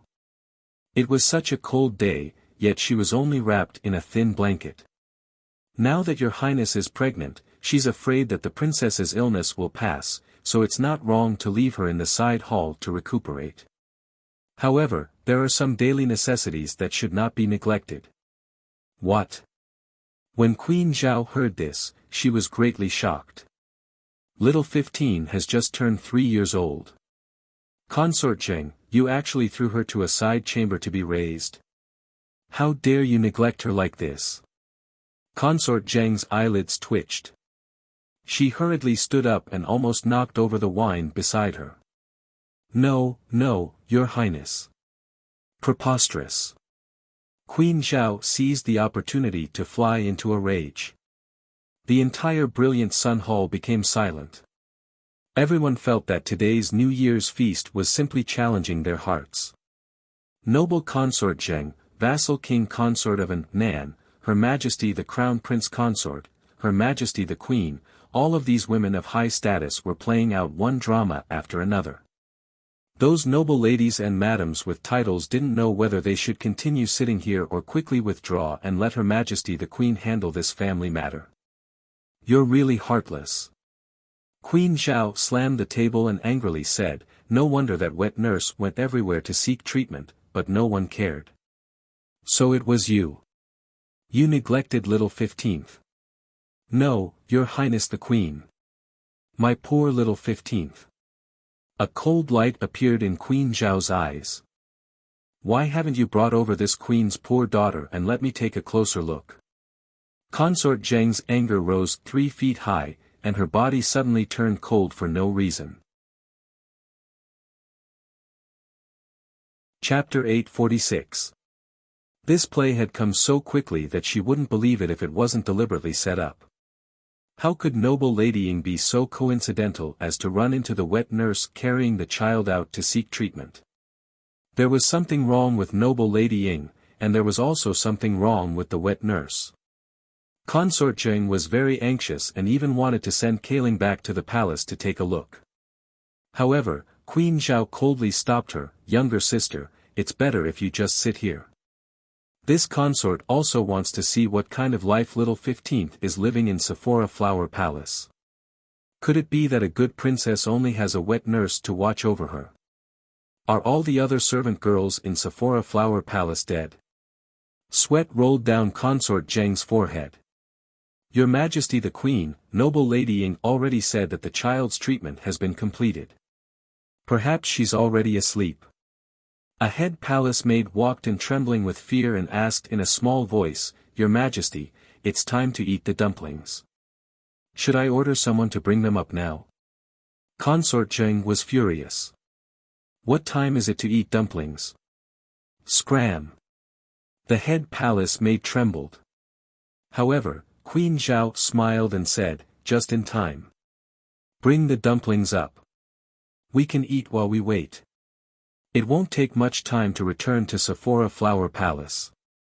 Consort Zheng's eyes were about to shoot out a poisonous light. This daughter of hers was indeed born to collect debts. Now that someone with ulterior motives was using her as a scapegoat, how could she not hate her to the bone?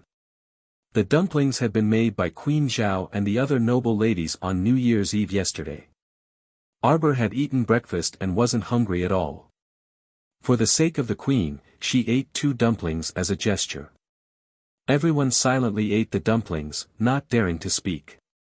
They didn't know what the dumplings tasted like in their stomachs. They only felt that their hearts, livers, spleens, and lungs were all trembling. This was the calm before the storm.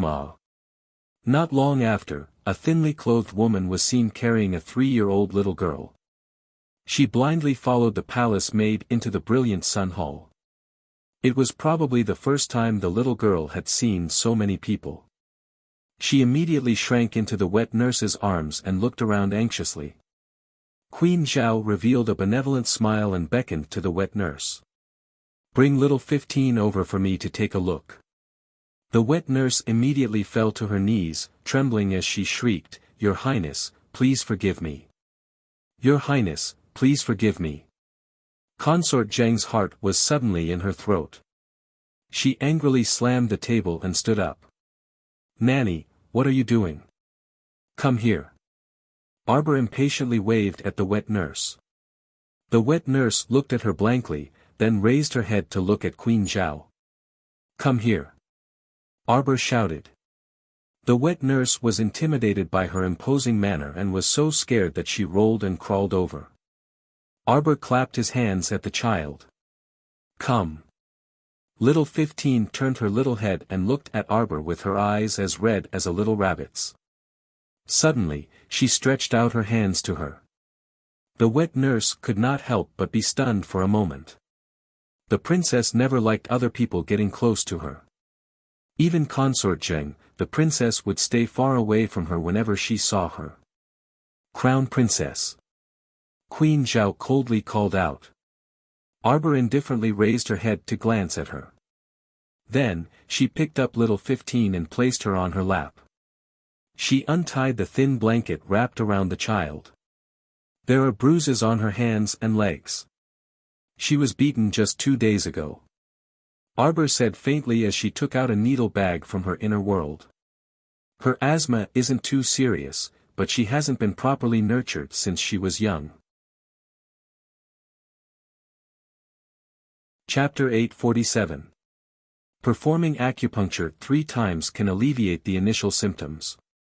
Performing acupuncture 9 times can completely cure the problem. As Arbor spoke, she had already quickly performed acupuncture on little 15th. Severe malnutrition. Arbor coldly glanced at Consort Zheng and sneered, I never thought that the child of the great Consort Zheng would also starve. Audacious Consort Zheng. Queen Zhao angrily rebuked, how did you take care of Princess 15th? Consort Zheng panicked and hurriedly explained, this concubine has always taken good care of little 15th. Your Majesty the Queen, what do you mean? Little 15th came from my stomach. Arbor didn't continue listening, nor was she interested in watching this play. She stood up and walked out of Brilliant Sun Hall with the child in her arms. When she passed by the wet nurse kneeling on the ground, she coldly glanced at her and spoke with a bit of ridicule, selling out your master for glory. Take a guess, will your master let you off? The wet nurse looked up at her in shock, her entire body trembling like a sieve. Crown Princess, Crown Princess. Several palace maids ran over and softly reminded her, the official luncheon hasn't started yet. Did the Crown Princess not see that Her Majesty the Queen's face was already covered in dark clouds? Or could it be that the Crown Princess saw it and pretended not to? Wasn't she looking down on Her Majesty the Queen too much? I'm full. Arbor's icy gaze swept over the palace maids, scaring them into abruptly withdrawing their hands, not daring to stop her. She was never someone who would wrong herself. Since this Brilliant Sun Hall was so stuffy that she wanted to go out for a breath of fresh air, why would she force herself to continue sitting there? This subject will go see the Crown Princess. Wei Ziqin was worried about her daughter and hurriedly pulled Jolin up. She bowed to the gloomy Her Majesty the Queen in the head seat and then quickly pulled her daughter out. How can someone from such a small family be presentable? He doesn't know any etiquette at all. The woman who spoke was about 25 years old. She was wearing a purple gown with a red collar, embroidered with the colors of fortune and wealth. With a golden rose hairpin on her head, she looked rich and noble. Her face was beautiful, but her brows looked very harsh. This was the 4th Princess Mo Shuang, the only one in the Mo kingdom who, after getting married, made a big fuss about divorcing her husband and forcing him to his death, was now raising a gigolo. Although Queen Zhao was angry with the little stoic, she was even angrier when she saw this 4th princess. She glared fiercely at Lu Fei. Why did you also bring her here? Lu Fei was 4th princess's biological mother. She felt wronged and said, Your Majesty, today is the first day of the first lunar month. According to the rules. All right. The queen didn't have the patience to listen to Lu Fei's rebuttal. She looked coldly at Consort Zheng and said, I will report this matter to His Majesty in detail. Since you can't take care of 15th princess, then this queen will make a decision for you this time. What are you doing? Consort Zheng shouted in alarm. When Wei Ziqin chased after them with her younger daughter, she just happened to see her eldest daughter holding a baby and waiting for them in the corridor. When she saw her mother and younger sister coming out, Arbor's icy features relaxed slightly. She nodded at them and said, I'm fine, Mom. You don't need to worry. You child. Wei Ziqing heaved a sigh of relief. She pulled Jolin forward and reached out to hug her eldest daughter. But I'm not happy. Chapter 848. This child had been sharp since she was a child. She should be able to tell at a glance that Her Majesty the Queen didn't like her. Arbor carried little 15 and walked along the winding path of broken cobblestones. In a withered garden in winter, only a few small flowers that didn't fear the bitter cold drilled out of the ground. Because they were worried that the flowers and trees would mutate, the palace had wantonly built all kinds of gardens 2 years ago. Some of the exotic flowers and plants were directly cut down. Generally, the most common flowers that had never mutated were planted. Mom, I'm thinking, isn't this marriage a bit too rash? Xiao Mu sat on a swing and lightly tapped the ground. She raised her body slightly and raised a hand to touch the thin and weak little 15 in her arms. Wei Ziqing's eyes were filled with faint bewilderment. Could it be that her daughter's heart was beating the drums of retreat? Qiao, let mother tell you, Xiao Mo is a good child, don't take your anger out on him. Don't you think the crown prince is wronged? The trouble caused by this group of imperial concubines will be blamed on him again. Wei Ziqing was a bystander. She saw how well little Mo treated her daughter. If there was even the slightest bit of unkindness, she would definitely not agree to marry off her daughter. Mother, that wet nurse is one of the queen's people. So, this scene was completely arranged by Queen Zhao. It was just that noble Lady Ying, this variable, appeared midway. Or perhaps it could be said that with noble Lady Ying as a variable, this scene became even more exciting to watch. In other words, without noble Lady Ying, the wet nurse's complaint today would still be vigorously reported to the Queen in front of all the madams and young misses. The Queen wanted to grandly and honorably strip Consort Zheng of her daughter's custody. Wei Ziqing looked at her daughter in shock. You? How did you know? Arbor sneered and sighed softly. Perhaps, my eyes are bright. Sister, you're really amazing. Jolin sat on another swing rack with a look of admiration on her face. She looked at her sister with adoration. You can even see that. You won't be at a disadvantage in the future. Sister. The baby sitting in Arbor's arms called out incoherently. Although you have a father and a mother, you are still a poor child. Arbor stroked little 15's head and looked into the distance. In the withering winter, her gaze seemed to fall on a faraway place. Jolin looked at her sister who was sitting beside her. She had a feeling that she couldn't touch her. It was as if his sister at this moment was just a foam-like illusion. The moment he touched her, she would shatter. Jojo. Wei Ziqing couldn't bear to see this kind of empty and numb expression on this child's face the most. She hurriedly reached out and pulled her down from the swing. She hugged her and patted her back with all her strength. Jojo, you're my daughter. I'm here for you. Sister, little Lin, is here too. Little Lin, will protect you. Jolin also jumped down from the swing. She reached out her thin little arms and raised them high to hug her sister from behind. Arbor came back to her senses and couldn't help but smile. What are you doing? I'm fine. She was just lamenting in her heart. Little 15 poked her little head out from between the two of them. She looked at this and then that, her eyes full of confusion. Jojo, let's go home. Chapter 849. Arbor couldn't help but chuckle.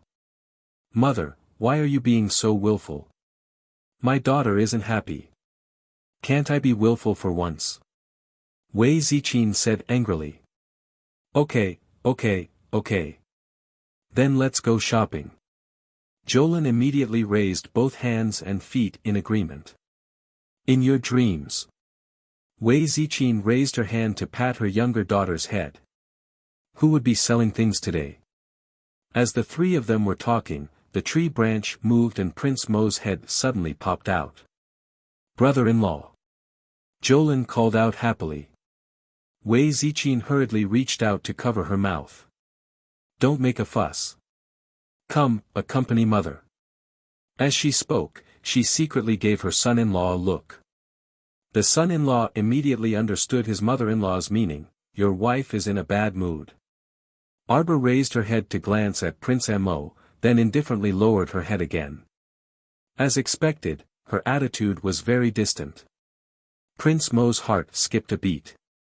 He hurriedly ran forward and reached out to hug her. Slap! Arbor blocked his hand and carried little 15 back to sit on her swing.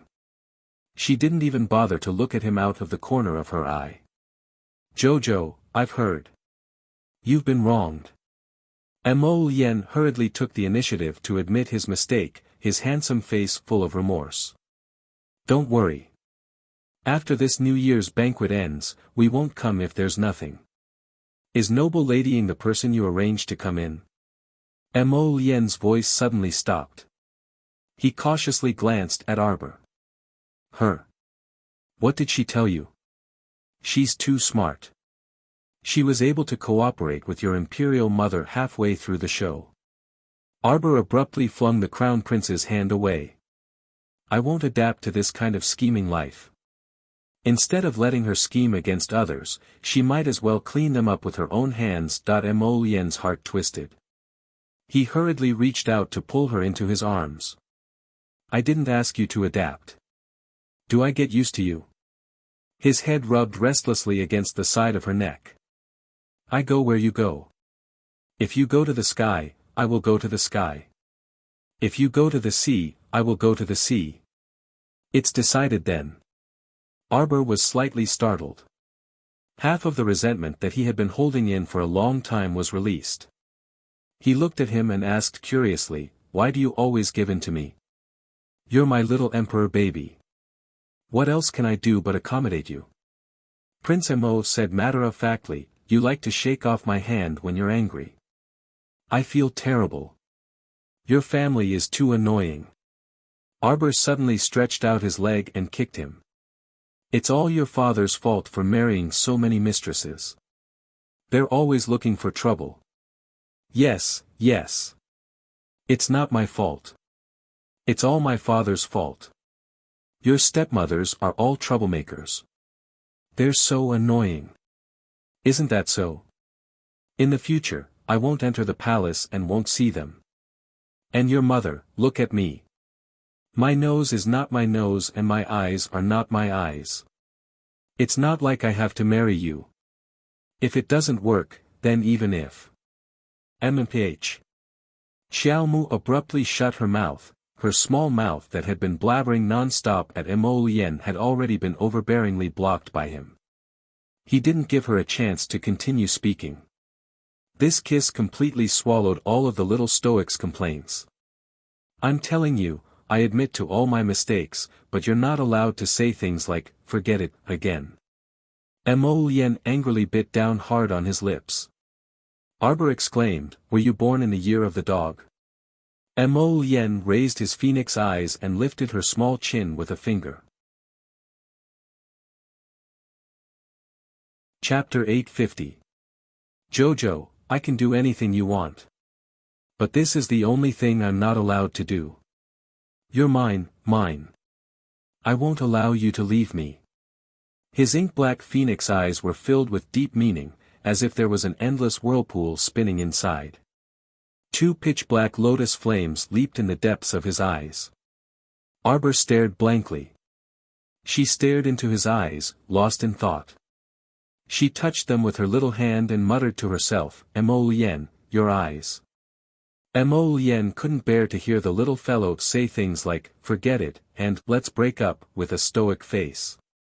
He didn't want her heart, which was firmly encased in a layer of ice, to shrink bit by bit again. "My eyes are filled with you." He sighed softly. He reached out to grab her little paw and bit it lightly.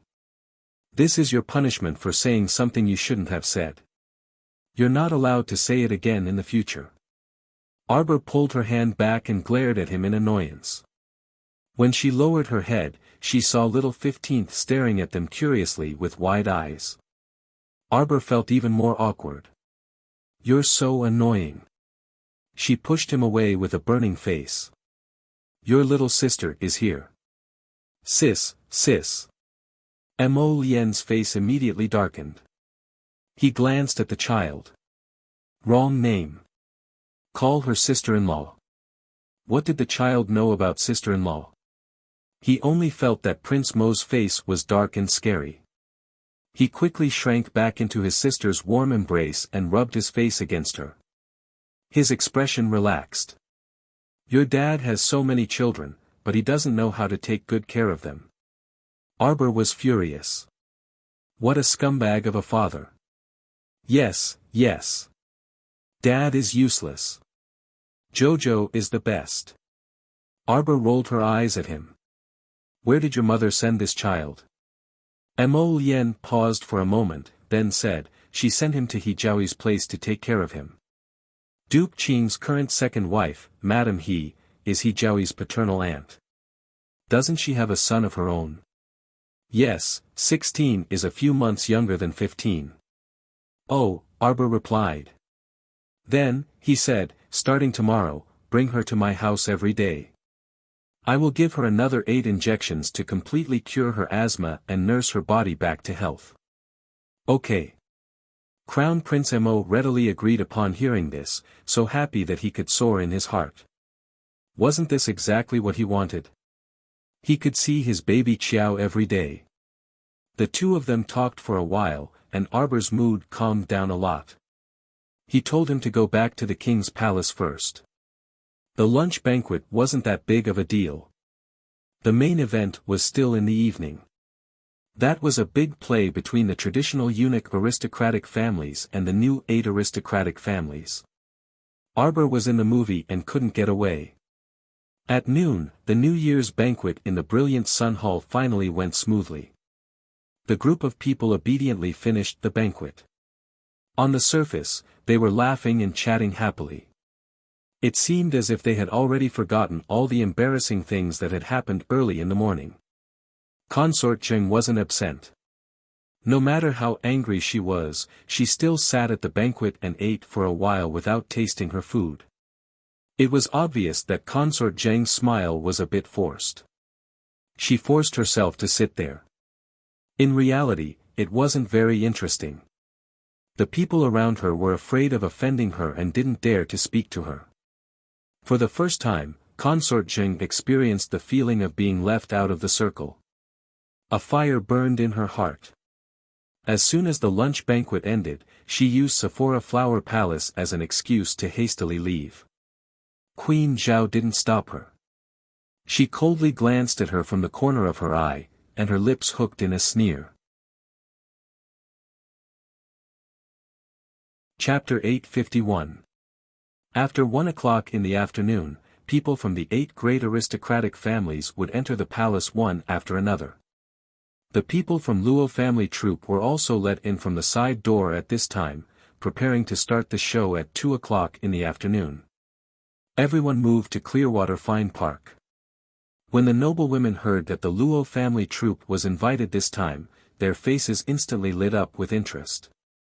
Most of the noble ladies didn't like to watch shows, so the elders let the servant girls follow these ladies and let them stroll around Clearwater Fine Park on their own. The Luo family troupe was famous in the capital recently, especially before and after the New Year. When all the aristocratic families wanted to invite guests for banquets, they couldn't help but find some troupes to sing, perform acrobatics. Those smaller aristocratic families couldn't even invite the Luo family troupe. Arbor naturally didn't have any interest in watching shows. When she asked Wei Ziqin had a look of disdain. Mother was born in the countryside and can't listen to these meaningless things. Furthermore, Wei Ziqin wasn't stupid. If she insisted on sitting among the noble ladies, she would most likely be disdained, so why would she bother to join in the fun? Then mother, come back to the East Palace with us to rest. After the firecrackers last night, they didn't sleep well, so Arbor wanted to go back to the East Palace in the afternoon to catch up on some sleep.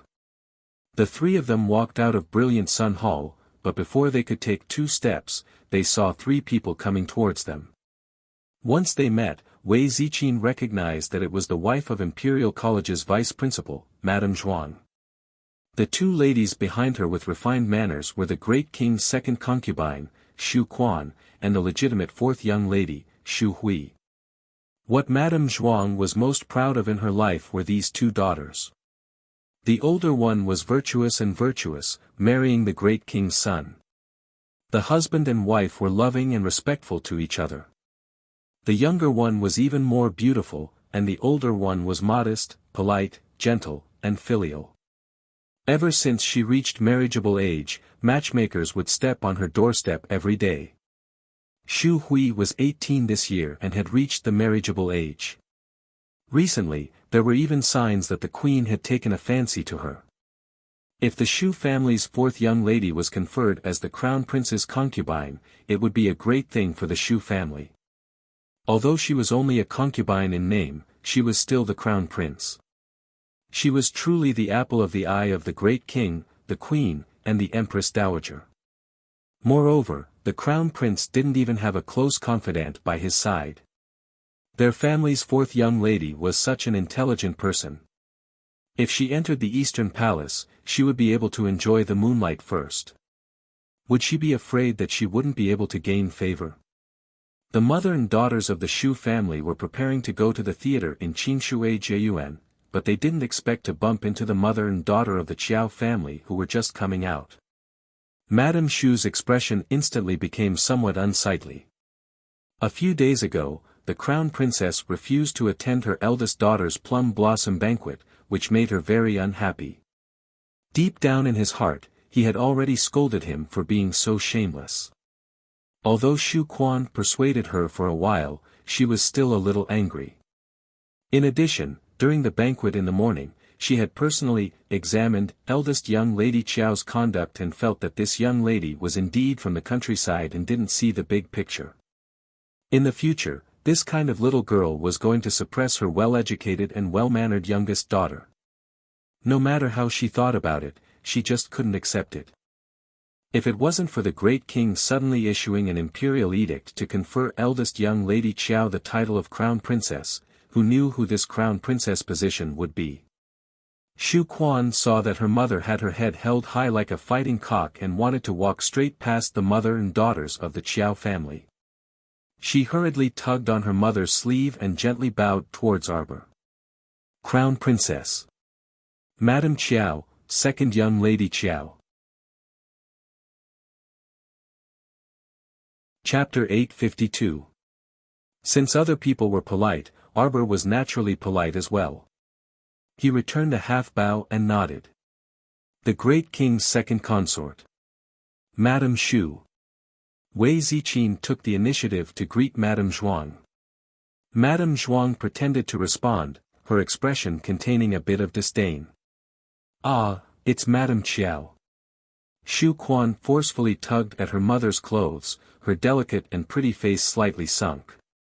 She smoothed things over and smiled at the Qiao family trio. We're just preparing to head to Clearwater Fine Park stage. Where is the crown princess going? Xiao Lin pursed her lips, her childish nature rising as she deliberately said loudly, we're waiting for brother-in-law to pick us up. Lin, her. Wei Ziqin patted the back of her daughter's hand and pulled her to her side. She nodded slightly at Madame Zhuang, who had an unsightly expression.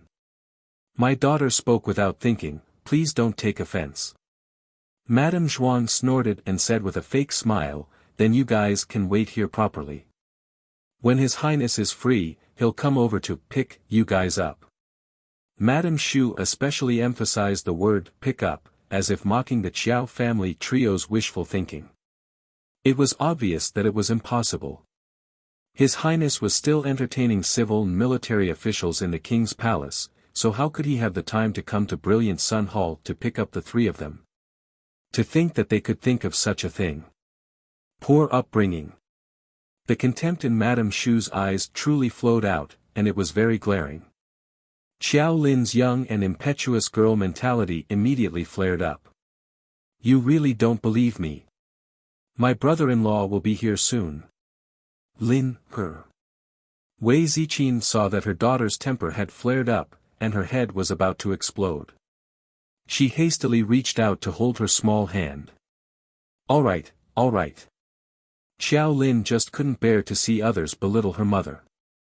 This Madame Shu was like a proud peacock, even looking at people with her nostrils. Mother. On the other end, Shu Quan was also extremely embarrassed. She continuously tugged at her mother's sleeve, but Madame Shu angrily flung her hand away. Humph! Madame Zhuang glanced at Xiao Lin with displeasure. With a haughty expression, she said, Madame Xiao, it's better to teach your daughter well from a young age. Look at our family's Shu Hui. Her etiquette and behavior all conform to the norms. Even Her Majesty the Queen praises her from time to time. If the second miss wants to find a good etiquette instructor, I have a good recommendation here. Otherwise, in another 2 years, when she gets older, she won't even be able to find a husband. Jolin's face turned red with anger. Wei Ziqin was so angry that her entire body trembled. Without another word, Arbor flew up and slapped Madame Shu's face. Ah! Madame Shu didn't expect that the crown princess would suddenly slap her. The sound of this slap immediately attracted a lot of attention. Madame Shu felt that she had completely lost all of her face. She was the wife of the vice principal of Imperial College and came from a scholarly family, yet she was embarrassed by the mother and daughter of the Qiao family today. Arbor did not stop. Could a slap be enough? It didn't exist. She couldn't be bothered to talk nonsense with this Madame Shu and directly gave her 2 more slaps. Madame Shu fell to the ground and started gasping for air. Her gaze was filled with terror. During the banquet in the morning, the crown princess had only exchanged a few words with Wu Hongma, and it was just that her aura was a little overbearing. When they really fought, no one could even think about interfering. Looking at the punches and kicks that were beating Madame Shu like a sandbag, which of the noblewomen passing by would dare to stop them? Chapter 853. You. Madame Shu barely managed to stabilize herself, and her face kept trembling. All the hair on Shu Quan's body stood on end, and she was so nervous that her fingers curled up slightly. She grabbed her mother, whose cheeks were swollen, and hurriedly apologized to Arbor. Crown Princess, sorry, my mother drank a bit too much at the New Year's banquet, and her mind is still a bit muddled. You're the one who drank too much. Madame Shu didn't appreciate the apology at all as she swatted her daughter's hand away. She pointed at Wei Ziqin and angrily said, You're just a village woman, but your daughters are each more vulgar and barbaric than the other. Are you all dead? Why did you let the crown princess do it alone? A cold rebuke sounded from behind the Qiao family's mother and daughters. When this rebuke sounded, Shu Quan felt like her scalp was about to explode. The hidden guards who were secretly observing couldn't help but grumble and hurriedly rushed out. Without another word, they picked up Madame Shu, whose hair was disheveled and her hairpins were disheveled, and gave her a good beating. Madame Shu wailed incessantly, and the spectating madams and noble ladies were all dumbstruck. What's the use of having you follow the crown princess? You actually want the crown princess to do it herself. Mo Lien walked up with a cold expression. She turned to shoot a glance and hurriedly asked, Mother, what's wrong? Who angered my mother to this extent? The moment the crown prince finished speaking, the surroundings were dead silent. The madams and noble ladies who were originally watching the commotion all secretly groaned in their hearts, hating themselves for watching the commotion. Your Highness.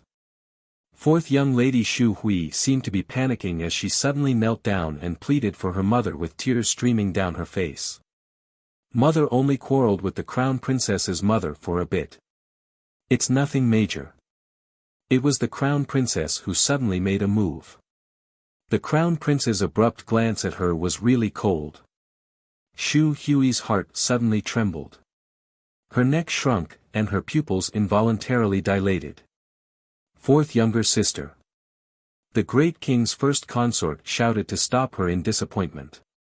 She hurriedly went forward to bow to the crown prince and said, "Your Highness, it was my mother who drank a bit too much at noon." Her mind was a bit muddled and she offended the crown princess. "Please forgive her. My Lin, is only 12 years old, but she's already been scolded for not being able to find a husband." Are these the words of a drunkard? Wei Ziqin was so angry that her whole body trembled. She had never seen such a fierce woman who would joke about her daughter's marriage. Shrew! The crown prince flew into a rage, and the surroundings suddenly became deathly silent. "Why did great heroine Shu marry a shrew like you?" Madame Shu was so scared that she was paralyzed on the ground. She had been beaten black and blue by Arbor and the others until her face was swollen and her eyes couldn't even be found. At this time, there was no other expression on her face. Shu Hui was also so scared that her whole body was trembling. She knelt there, not daring to move. Only Shu Quan braced herself and stepped forward. "Your Highness, Your Highness. Please be careful with your words."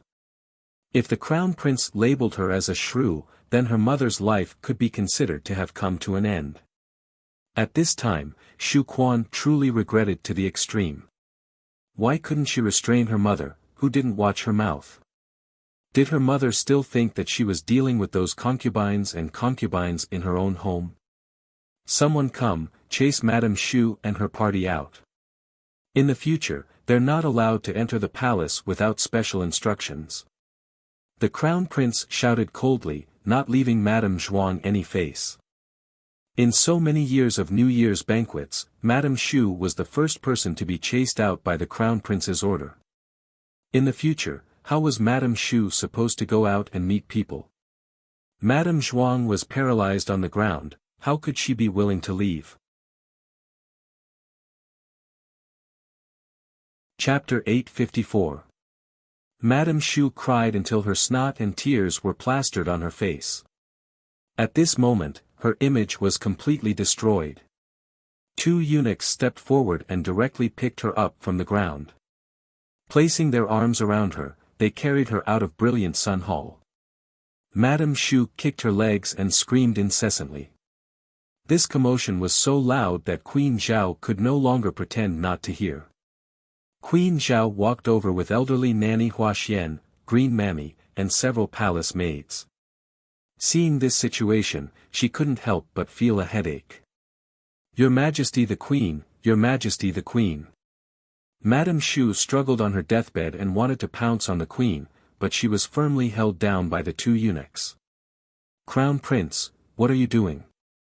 Actually, Queen Zhao had long known that the crown princess and Shu family's mother and daughter were at odds, but she wanted to see how powerful the Shu family's mother and daughter were. Now, it looked like they had suffered a crushing defeat and were completely not a match for the Qiao family's mother and daughter. To be precise, they were no match for the crown princess. "Take her away." The crown prince waved his hand impatiently, and Queen Zhao didn't stop him. Just like this, everyone looked on helplessly as the beggar-like Madame Shu was dragged away while screaming. Shu Hui's small face couldn't help but turn ghastly pale. She couldn't leave or stay in place, so she pitifully raised her head to look at Queen Zhao. "Throw her away as well." The crown prince pointed at the pale-faced Shu Hui. Queen Zhao's expression changed. "My royal son." Prince Mo turned to look at Empress Zhao with an angry expression. He directly said, "Royal Mother, if this son's daughter-in-law is wronged in your Brilliant Sun Hall every time, then this son won't dare to bring her here in the future." Queen Zhao's expression was angry, and she couldn't help but feel anxious. Nonsense. How did Royal Mother let her be wronged? Wasn't it just a few words with the Shu family's mother and daughter? It's all a misunderstanding. This crown princess was too delicate. Empress Zhao was displeased. Madame Shu pointed at my mother's nose and scolded my younger sister for not being able to marry. Does the queen want to hear it with your own ears? Arbor asked coldly. Queen Zhao's heart skipped a beat as she inwardly scolded Madame Shu for not knowing how to conduct herself. She forced a smile and said, "Crown Princess, you've been wronged. Mulhu will definitely make it up to you." Arbor said coldly, "There's no need for compensation.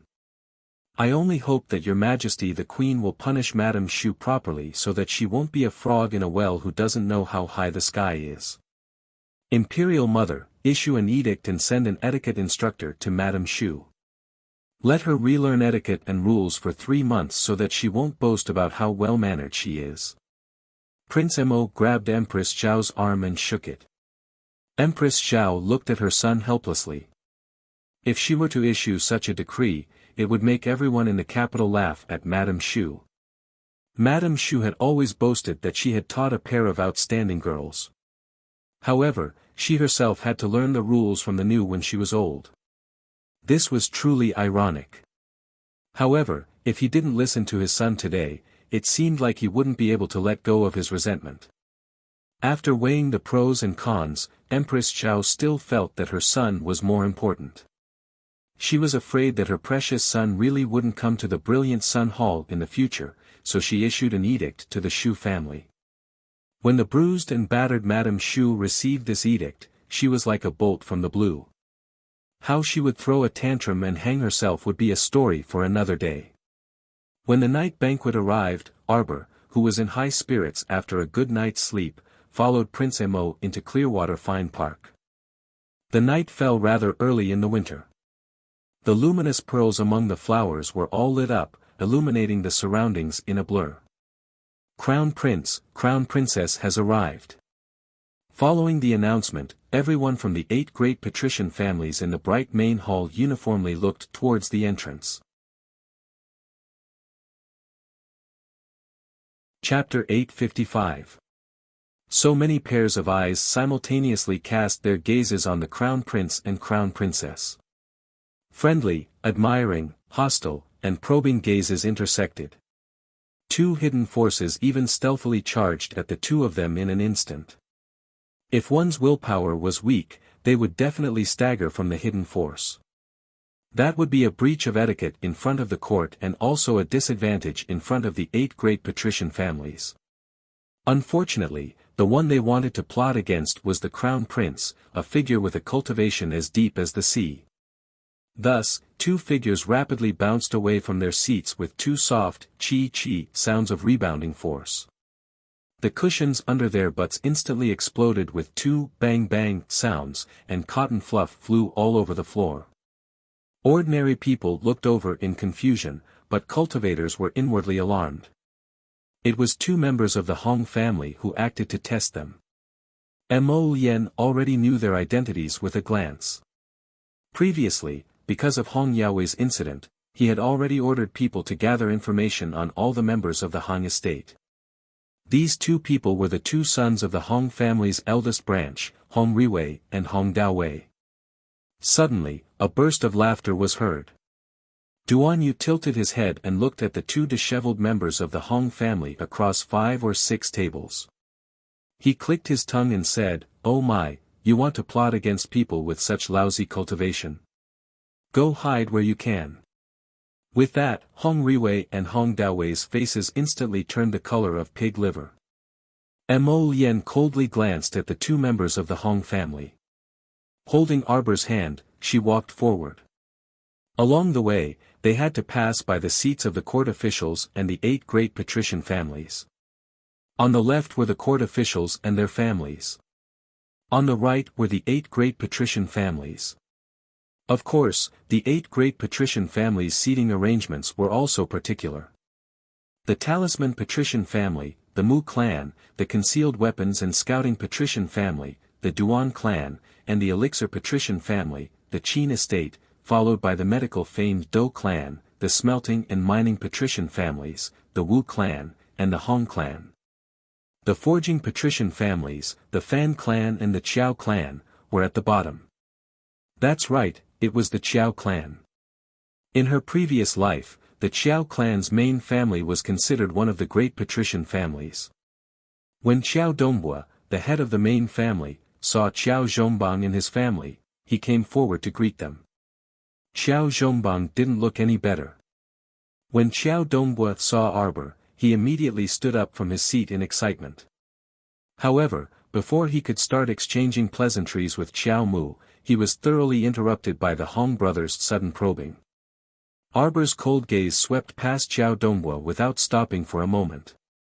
She knew almost all of the people from the Xiao family, but she didn't want to talk to any of them. All of a sudden, Arbor's gaze fell on the people beside Xiao Dongbua. To be more precise, it was locked onto a 23-year-old man who wore a white robe and had a gentle smile on his face. Her aura changed in an instant. It was so sudden that it was hard for Prince Mo not to notice it.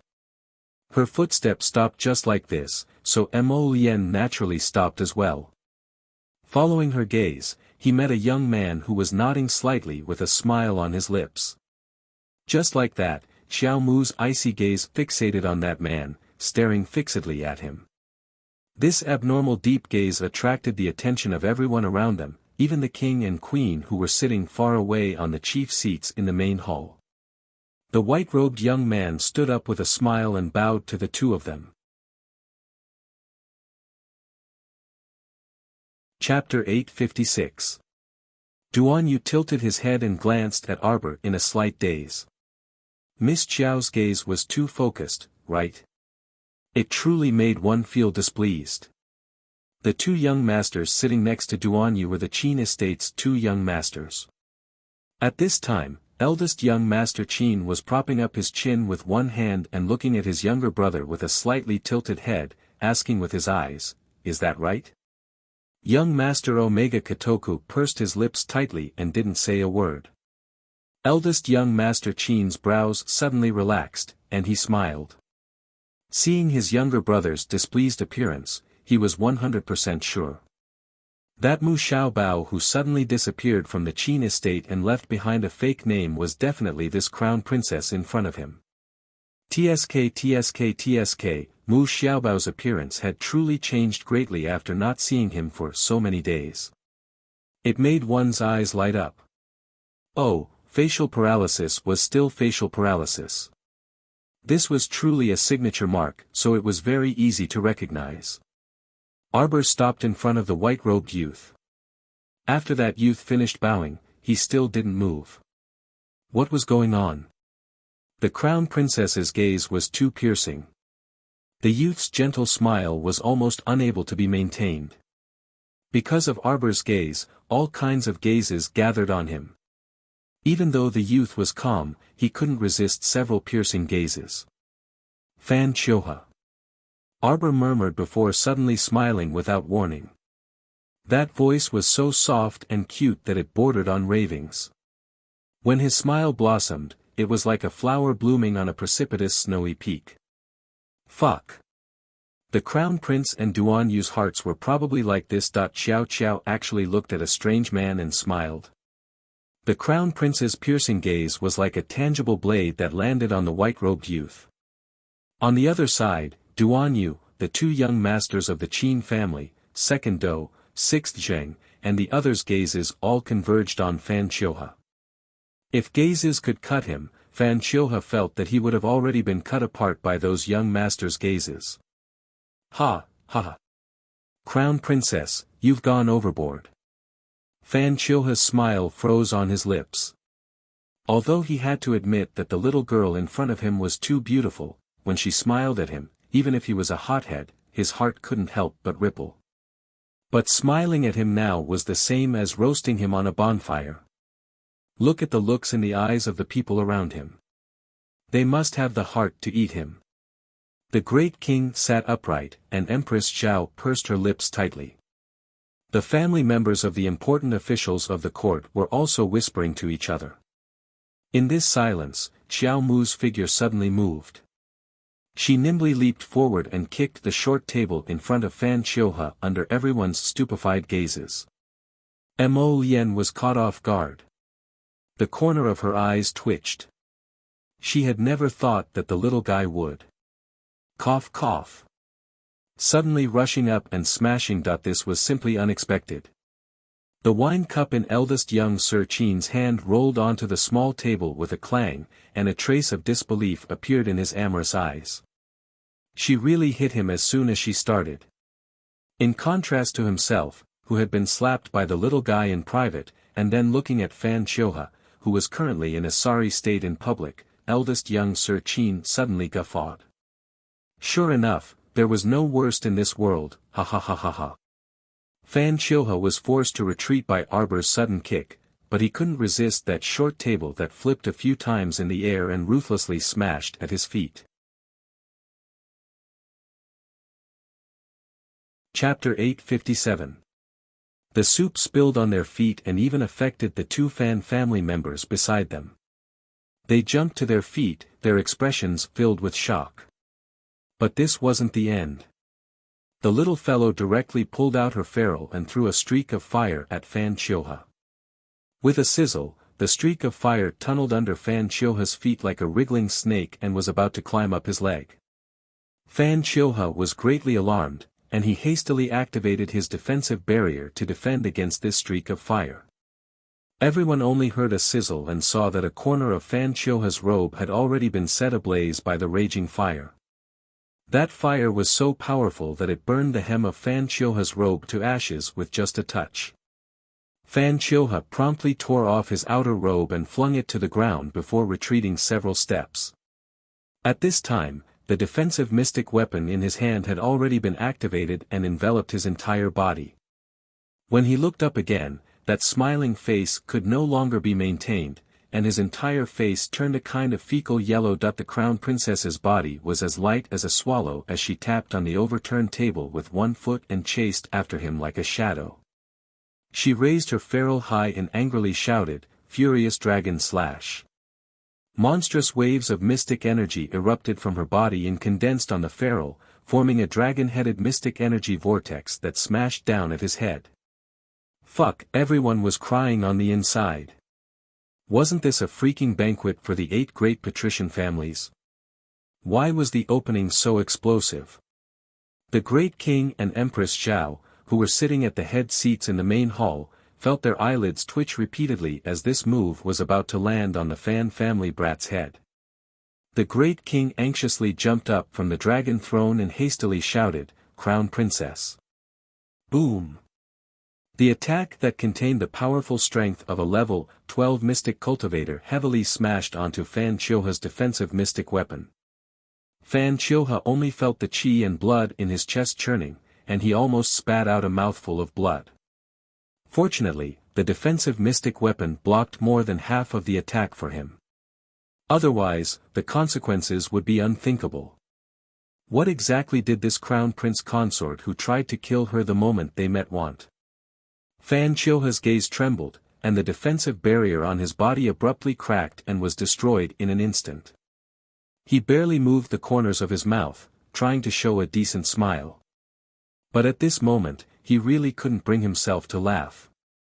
Arbor suddenly swung his arm, and the Fan and Xiao family members who were originally dodging to the side because of the battle cried out, and they all took a step back in horror.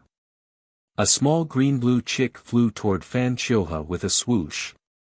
Suddenly, it spread its wings and revealed its huge true body. It cried out loudly at Fan Chioha.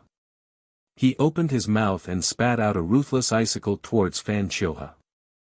Be careful. At the critical moment, an old man suddenly approached Fan Chioha from the side. He grabbed Fan Chioha's arm and pushed him behind himself. He pressed his palms together and shouted, "Tiger form fist." Boom! An explosive profound skill blocked Qing Huan's mouthful of ice, but when his arms came into contact with the layer of ice, he was instantly frostbitten, and his arms were covered in a greenish-purple color. Fourth Elder. Fan Chioha was shocked. Crown Princess. How could Queen Zhao still sit still? She also abruptly jumped up from her seat, and she gazed sternly at Xiao Mu with a severe gaze. Ha! Arbor's laughter was very peculiar. She only used a soft and flat voice to say, not that she was laughing. The rest will be around 10:30 p.m., so I need to go take my medicine first. Oh, oh. Chapter 858. Her mystic energy seemed to be burning fiercely in her body, raging with anger. Arbor's surrounding temperature dropped sharply, and in a short time, the people around her enjoyed the feeling of falling into an ice cellar. The little girl in front of him seemed to have torn open the gates of hell with her own hands. She was standing under the yellow springs of the 9th level of hell, tilting her head and smiling at you with treacherous eyes. Mo Lien only felt that his heart seemed to be frozen numb. He seemed to be able to see layers of thick ice rapidly spreading around the little girl's body, enclosing her in it. Blue Luan spread its wings and roared at Fan Chioha, who was close by. Fan Chioha stretched out his hands defensively and crossed them in front of his forehead. He thought that a wave of ice water would naturally fall from his head, but after waiting for a long time, nothing happened. Fan Chioha carefully released his hands and looked in shock at Arbor, who had floated in front of him like a ghost. Crown Princess. Fan Chioha almost fell on his butt. Do you see this dagger? Arbor calmly summoned an ordinary dagger from her inner world and stroked it over and over again as if she was caressing her beloved artifact. There was even a trace of demonic light emitted from his pupils. She suddenly aimed the dagger at Fan Chioha's heart. Hey!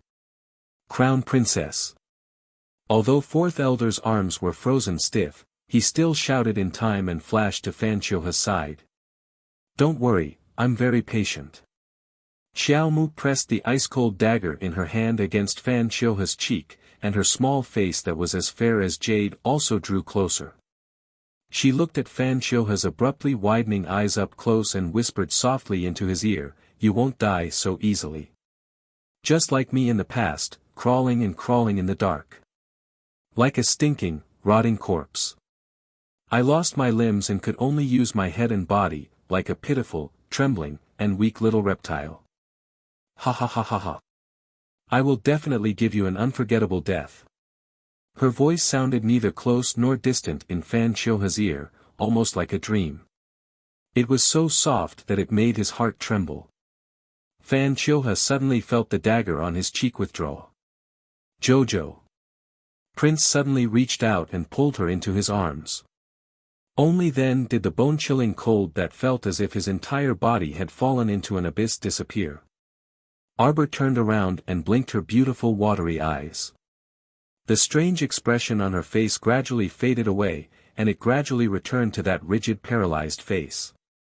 It was so quiet that one could hear a pin drop. After witnessing the Crown Princess angrily scolding Princess Anam and beating up Madame Shu in the morning, the noble ladies and young misses were already used to it. Their expressions weren't as strange as the court officials. The Fan clan of the 8 great clans is only a so-so. You hit the young one, and the old one can't wait to take the hit. Arbor curled his lips and sneered. The faces of those from the Fan clan were naturally extremely unsightly. Various colors appeared on their faces. Ha, ha. The great king heaved a sigh of relief and couldn't help but let out 2 awkward chuckles. He coughed and said, "The Crown Princess, is young and impetuous, so it's indeed inappropriate for her to exchange blows with others. Cough, she's young, she's young. It's inevitable that she won't entertain you well. Everyone from the Fan clan, please don't take it to heart. Sit, all of you sit. Bullshit." Anger appeared on the faces of those from the Fan clan. The Crown Princess had clearly used a killing move just now. Chapter 859. Killer move, got it? A killer move was a move that could kill people anytime and anywhere. The Great King actually spouted nonsense about how the Crown Princess was young and impetuous and liked to spar with people.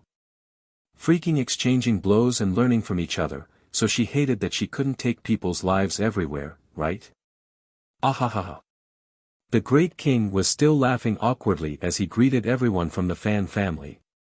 It wasn't until Empress Zhao cast him a glance and ordered a junior royal maid to replace the low table in front of the Fan family that the great king realized that the tables in front of Fan Chioha and the others had either been kicked over by the crown princess or shattered by the crown princess mystic energy. Ah, haha. The great king could only continue to laugh awkwardly to cover up his awkwardness. Cough cough. This freaking oddball crown princess. She kept biting onto young Master Fan the moment she entered. It was simply too baffling. She caused him to feel awkward all the time. Jojo, are you hurt? Prince Mo led Arbor back to their seats as if no one else was present and pulled over her small hand to repeatedly examine it. Arbor shook her small head and reached out to stroke the little chick lying in her arms. The two people were seated at the head of the officials. Mu Qianqian and her mother's table was behind the Mu family's patriarch, Mu Boming. It could be said that with her father's back across, she was practically facing the crown prince and Arbor. Her eyes were practically spitting out blazing flames of jealousy. On what basis? A rural village girl was actually able to obtain His Highness the Crown Prince's favor and inexplicably rise to become the Crown Princess. When she recalled how the Crown Prince punished this bitch at the small banquet before the new year and slapped her until her mouth was rotten, Mu Qianqian's soft young girl heart couldn't help but ache and shatter. Why did His Highness the Crown Prince treat Qianqian like this? Everyone, we are fortunate enough to be gathered here today to allow us to admire the heroes of the 8 great patrician families. Let us first drink a cup to all of you heroes. Only then did the 8 great clans and the civil and military officials stand up and say, "Thank you, Your Majesty." The great king gestured for everyone to sit down and said with a smile, "I heard that the Mu family's head's talisman drawing technique is very good. The peace talisman that you made can seek good luck and avoid calamities. It can also save a person's life at a critical moment. As soon as it appears in the Chamber of Commerce, it will be sold out. The great king is too kind." Mu Boming looked like he was in his early 30s, but his actual age was 50. The great king looked at him with envy in his eyes. Take a look at the 50-year-old man, and look at yourself. You're only 2 or 3 years older than him, but you can't compare at all in terms of looks. The Mu clan was indeed a large aristocratic family. They must have some kind of talisman or something like that in the dark. The great king let his imagination run wild. It wasn't until Empress Zhao coughed lightly that he came back to his senses. He looked down and saw that Mu Boming was handing over a brocade pouch. "Ah, quickly present it," the great king hastily urged. Gong Chang and bowed and walked down the steps. He picked up the brocade pouch that Mu Boming handed over with both hands and hurried to the great king to hand it over. Mu Boming said with a smile, "It's just a small token of appreciation. These are 2 high-level peace talismans that this Mu personally drew. After activating the talismans with a drop of blood, it can guarantee that evil spirits won't dare to advance for 7 days and nights. It can seek good luck and avoid calamities, and it can eliminate any forbidden technique or curse cast by a curse caster. This is specially presented to His Majesty and Her Majesty the Queen." As soon as Mu Boming said this, faint joy immediately appeared on the great king and queen's faces. The royal concubines around them, including Consort Zheng, all looked at them with envy. Chapter 860. That was a protective talisman that was hard to find even in peaceful times, let alone now. It was said that if one carried a protective talisman made by Great Master Mu on their person, no evil beings or ghosts would dare to approach them. Otherwise, they would be pulverized by the protective talisman's talisman energy. The great king and the queen had both heard the crown prince mention before that a curse practitioner had appeared in the Mo kingdom capital. Now that Mu Boming was so tactful, gifting 2 protective talismans that could dispel forbidden curses, it could be said that he had done it at the perfect time. He simply won the hearts of the great king and the queen. "Family head Mu, this is a very good move. The great king nodded with a chuckle. Someone come quickly. We want to reward family head Mu generously. Thank you, your majesty. Mu Boming bowed neither obsequiously nor haughtily. Jojo, how is that talisman? The crown prince pressed against Arbor's ear and asked in a small voice. It's not very good, Arbor said indifferently, her small hands fidgeting about as she sprinkled a spoonful of minced meat into her small bowl of soup. I'll get it for you. Seeing her two small hands fidgeting about, the crown prince hurriedly brought the bowl over for her while secretly asking, is that really an advanced level protective talisman? It is. Arbor fidgeted with her small hands as she said indifferently, but the intermediate level blue protective talisman that I drew with ebony can last for 12 days after it's activated. Do you want it? Arbor took the small soup bowl from his hand and poked at it with a spoon before taking a sip. It's just that it's not very useful. Prince Mo nodded repeatedly. Arbor took out 2 talismans from her inner world and tossed them to him. I drew it for fun. Mo Lien looked at her with a grin. Jojo, you're better at drawing than family head Mu even for fun. Arbor glanced sideways at Mu Boming. Seeing that he had already returned to his seat after offering the talismans, she said neutrally, family head Mu's talisman drawing skills are pretty good. I just had a little more fortuitous encounter than them. If it weren't for the Golden Talisman Jade Tome's extensive collection of talisman techniques, allowing her to guide her from time to time, she would only be a rookie talisman master if she were to study in that talisman clan. Thinking of this, he felt a sense of gratitude towards this ancient book in his heart. The corners of Mo Lien's lips curled up slightly. His mood finally improved a little. Looking at the little girl beside him, who had returned to her original state, his heart, which had been tightly clenched, finally relaxed a little. Xiao Qiao herself might not be aware of it, but she was truly a little frightening just now. Those pitch-black eyes were filled with thick black mist. When she stared at Fan Chioha, no one would think that she was joking. This humble one has heard that 10 days after the Spring Lantern Festival, the 8 great clans will have a competition. That's right. Mu Boming smiled.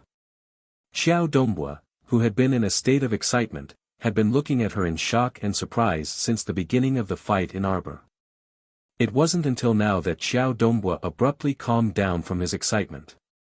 If the Qiao clan's main branch obtained such a heaven-bestowed genius, why would they fear not winning the competition between the 8 great clans after the Spring Lantern Festival? Xiao Dongbua stood up, beaming with joy, and cupped his hands at the Great King. Great King, this humble one is Xiao Dongbua, the head of the Qiao clan. The Crown Princess's maternal uncle. His words caused an uproar. Everyone couldn't help but turn to look at the unsightly expressions of Qiao Zhongbang and Wei Ziqin before curiously shifting their gazes to the Crown Princess. Mo Lien's expression also darkened. He had long heard about how Qiao Zhongbang and his wife were rejected when they went to the main branch after moving to the capital. He didn't expect that the main branch's patriarch would be so shameless as to shamelessly come to acknowledge his relatives at this New Year's banquet where the 8 great clans were gathered. Chapter 861. Evidently, the Great King was unaware of this situation. He was startled for a moment before replying with a chuckle, Marquis of Jiayuan, we have never heard you mention that your main family is the capital's Qiao family. Xiao Zhongbang stood up with a trace of anger between his brows. Unfortunately, before he could speak, Xiao Dongbua snatched the thread of conversation. Precisely. We can't write 2 Qiao characters in one stroke. Previously, because the servants were incompetent, the Marquis misunderstood the main family. Actually, the Qiao family's main family very much welcomes the Marquis's family's return. With the Crown Princess's cultivation and strength, she doesn't need to participate in the clan competition and can immediately enter the clan's martial arts hall to study. After the Lantern Festival, we hope the Crown Princess can represent our Qiao family in battle. Xiao Dongbua's face blossomed into a chrysanthemum-like smile, causing all the wrinkles on his face to sway. Xiao Zhongbang snorted before turning to the great king and cupping his hands. Reporting to the great king, this subject was merely a farmer in the past and has already severed ties with the Qiao family's main family for more than a decade. Now that family head Qiao is bringing up this old matter again, it is unavoidably as if you are trying to claim kinship. Qiao Dongbu's face twitched, and he couldn't resist retorting angrily, how can blood ties be severed so easily? You will be old Qiaos for one day. You will be old Qiaos for the rest of your lives. Shameless old thing. Duan you harumphed.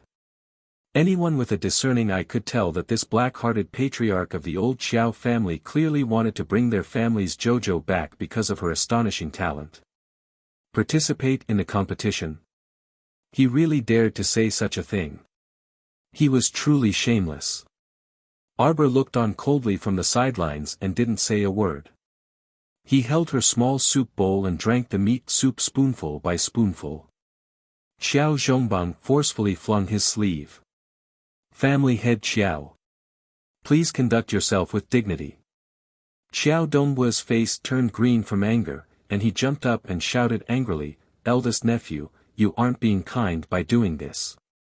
Empress Xiao sat in the great hall with her mouth tightly pursed. She coldly stared at the people of the Qiao estate as a trace of disgust involuntarily crept into her heart. Xiao Dongbu's eldest son, Xiao Zhongde, sneered, Dad, what do you have to say to this kind of people who forget their ancestry? He's the kind of person who could harden his heart and throw me into a dilapidated temple to be exposed to the wind and rain. Wei Zichin's heart thumped. Today, all the officials of the third rank and above were gathered, and the 8 great aristocratic families were all present. If this black-hearted Xiao Dongbu really came up with some kind of reputation of forgetting one's ancestry, then who knew what kind of rumors would spread about their family's old Qiao in the capital tomorrow? Sure enough, as soon as Xiao Zhongbang said this, the entire hall was filled with gasps, and the gazes everyone shot at Xiao Zhongbang carried a trace of surprise. After all, in this day and age, even the great king constantly talked about filial piety, and the entire nation advocated filial piety. How could a person who didn't even have the basic filial piety talk about loyalty and righteousness? If they walked on the streets, they would be pointed at and cursed behind their backs. Mo Lien put down the cup in her hand, and her phoenix eyes coldly swept over Qiao Zhongde. If you're talking about old lady Qiao, then that's a coincidence. This prince can testify that old lady Qiao was the one who made a fuss and insisted on leaving the marquis's estate with her youngest son and youngest daughter-in-law. What's the problem with this? What's with the dilapidated temple? Xiao Zhongde's entire body couldn't help but tense up when Mo Lien's cold gaze swept over him. The man in front of him had a trace of terrifying deterrence in his eyes, as if he only needed a cold gaze to kill him by 1,000 cuts. Chapter 862. Yes, death by 1,000 cuts, that's how terrifying it was. Xiao Zhongde's body couldn't help but tremble. He stood up and forced himself to say, Your Highness, Xiao Zhongde isn't lying. The day before yesterday, my father brought my aunt back from the rundown temple. My aunt was so miserable that she didn't even look human anymore. Anyone with the slightest bit of sympathy wouldn't be able to bear to see her like that, right? Oh. Mo Lien pretended to be puzzled and asked, this prince was also there that day. Old Madame Qiao cried and made a fuss about leaving with her son and daughter-in-law. So the old madam actually went to stay the night in the rundown temple. Why was that? Fuck. Xiao Zhongde wanted to curse in his heart. Wasn't His Highness clearly trying to shield the family? What do you mean by why? What other reason could there be for staying in a rundown temple? They had no money, no food, no houses, nothing at all. What other reason could there be? Otherwise, why would people stay in a rundown temple when they had a nice big house to live in? That day, my father-in-law and mother-in-law tried their best to persuade the old madam to stay, but the old madam insisted on leaving with her youngest son. Our dear Mo Lien's ability to lie through his teeth gradually deepened, and he shook his head regretfully as he said, we also had no other choice. We had no choice but to have elderly lady and her youngest son move out to live outside. The whole thing was actually quite simple. The main thing was that the old madam's youngest son was too much of a good-for-nothing. When Prince Mo said this, his entire face became solemn and his expression seemed a bit cold. That couple came knocking on our door that day and insisted that father-in-law hand over the position of marquis and give up the big house. They also wanted mother-in-law to give up the title of nobility to their daughter-in-law. How could they do that? Everyone in the main hall, men and women, old and young, all revealed an incredulous expression. Arbor was sipping his soup and almost choked when he heard this. He lowered his head and silently drank his soup while secretly reaching out to tug at Prince Mo's collar. That's enough. If you continue to argue like this, it'll sound fake. Prince Mo's expression was especially solemn as he stood up and bowed to his imperial father. Imperial father, this son has never seen such a shameless person. They even dragged your father-in-law and mother-in-law into the palace and threatened to have you confer a new title of marquis and madam. The old great king was dumbfounded. Not to mention the great king and the other courtiers, even Xiao Zhongbang and his wife were dumbfounded. Is that so? They were all present that day as well. Had such a strange thing happened before? The couple looked at each other speechlessly. My son-in-law is really good at making up lies. Father, I was so angry that I chased them out in your name. The old great king was speechless that this son of his had never not cheated his father since he was young. He already knew this, but there were so many courtiers and people from the 8 great aristocratic families. Was it really okay for him to cheat his father like this? Imperial father, do you think we should chase away people who disrespected elder brother and the great king? Yes. The old great king nodded. Should we not let them step into the marquis' estate for the rest of their lives? Yes. Yes. The old great king weakly responded. He actually wanted to ask, what did this trivial family matter of old Xiao have to do with him?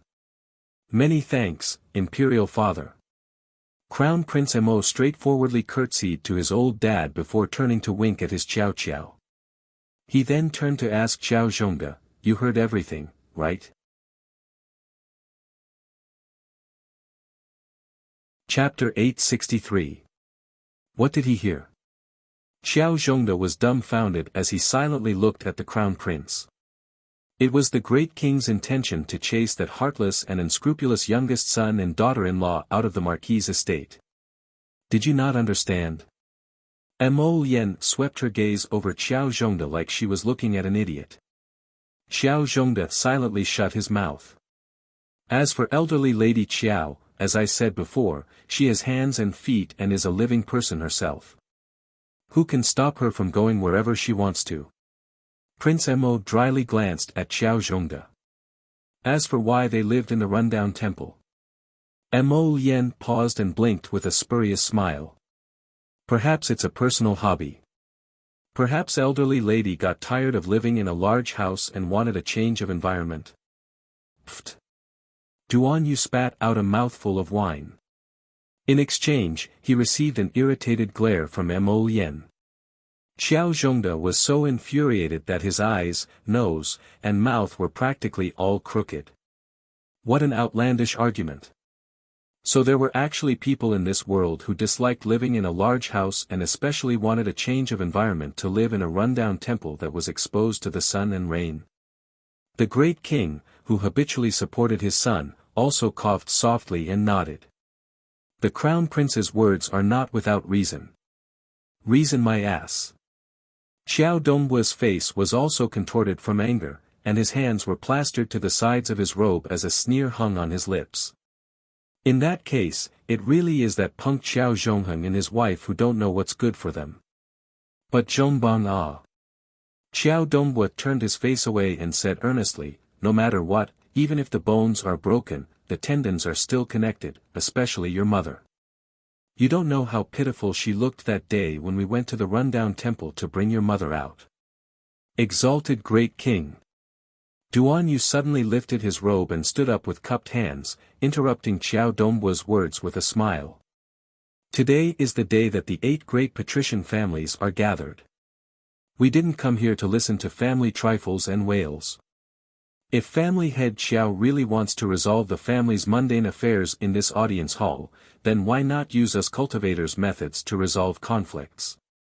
Mu Boming asked with a smile, fourth young master Duan, I wonder what you're referring to when you say that cultivators use methods to resolve conflicts. Fist. Duan Yu shook his fist and said with a grin, instead of being so wishy-washy, why don't we have a good fight? Xiao Dongbua's face was dark and gloomy, and he used a terrifying gaze to stare at the handsome youth who had abruptly interrupted him. Just now, he felt that Xiao Zhongbang's eyes had clearly wavered when he heard about old Madame Qiao's tragic situation. He felt that he had a chance of persuading Xiao Zhongbang to return to the Qiao family's ancestral home to see his mother. Unfortunately, this brat who popped out of nowhere suddenly spoiled everything. Family head Xiao, why are you staring at me like this? Do you want to have a match with me?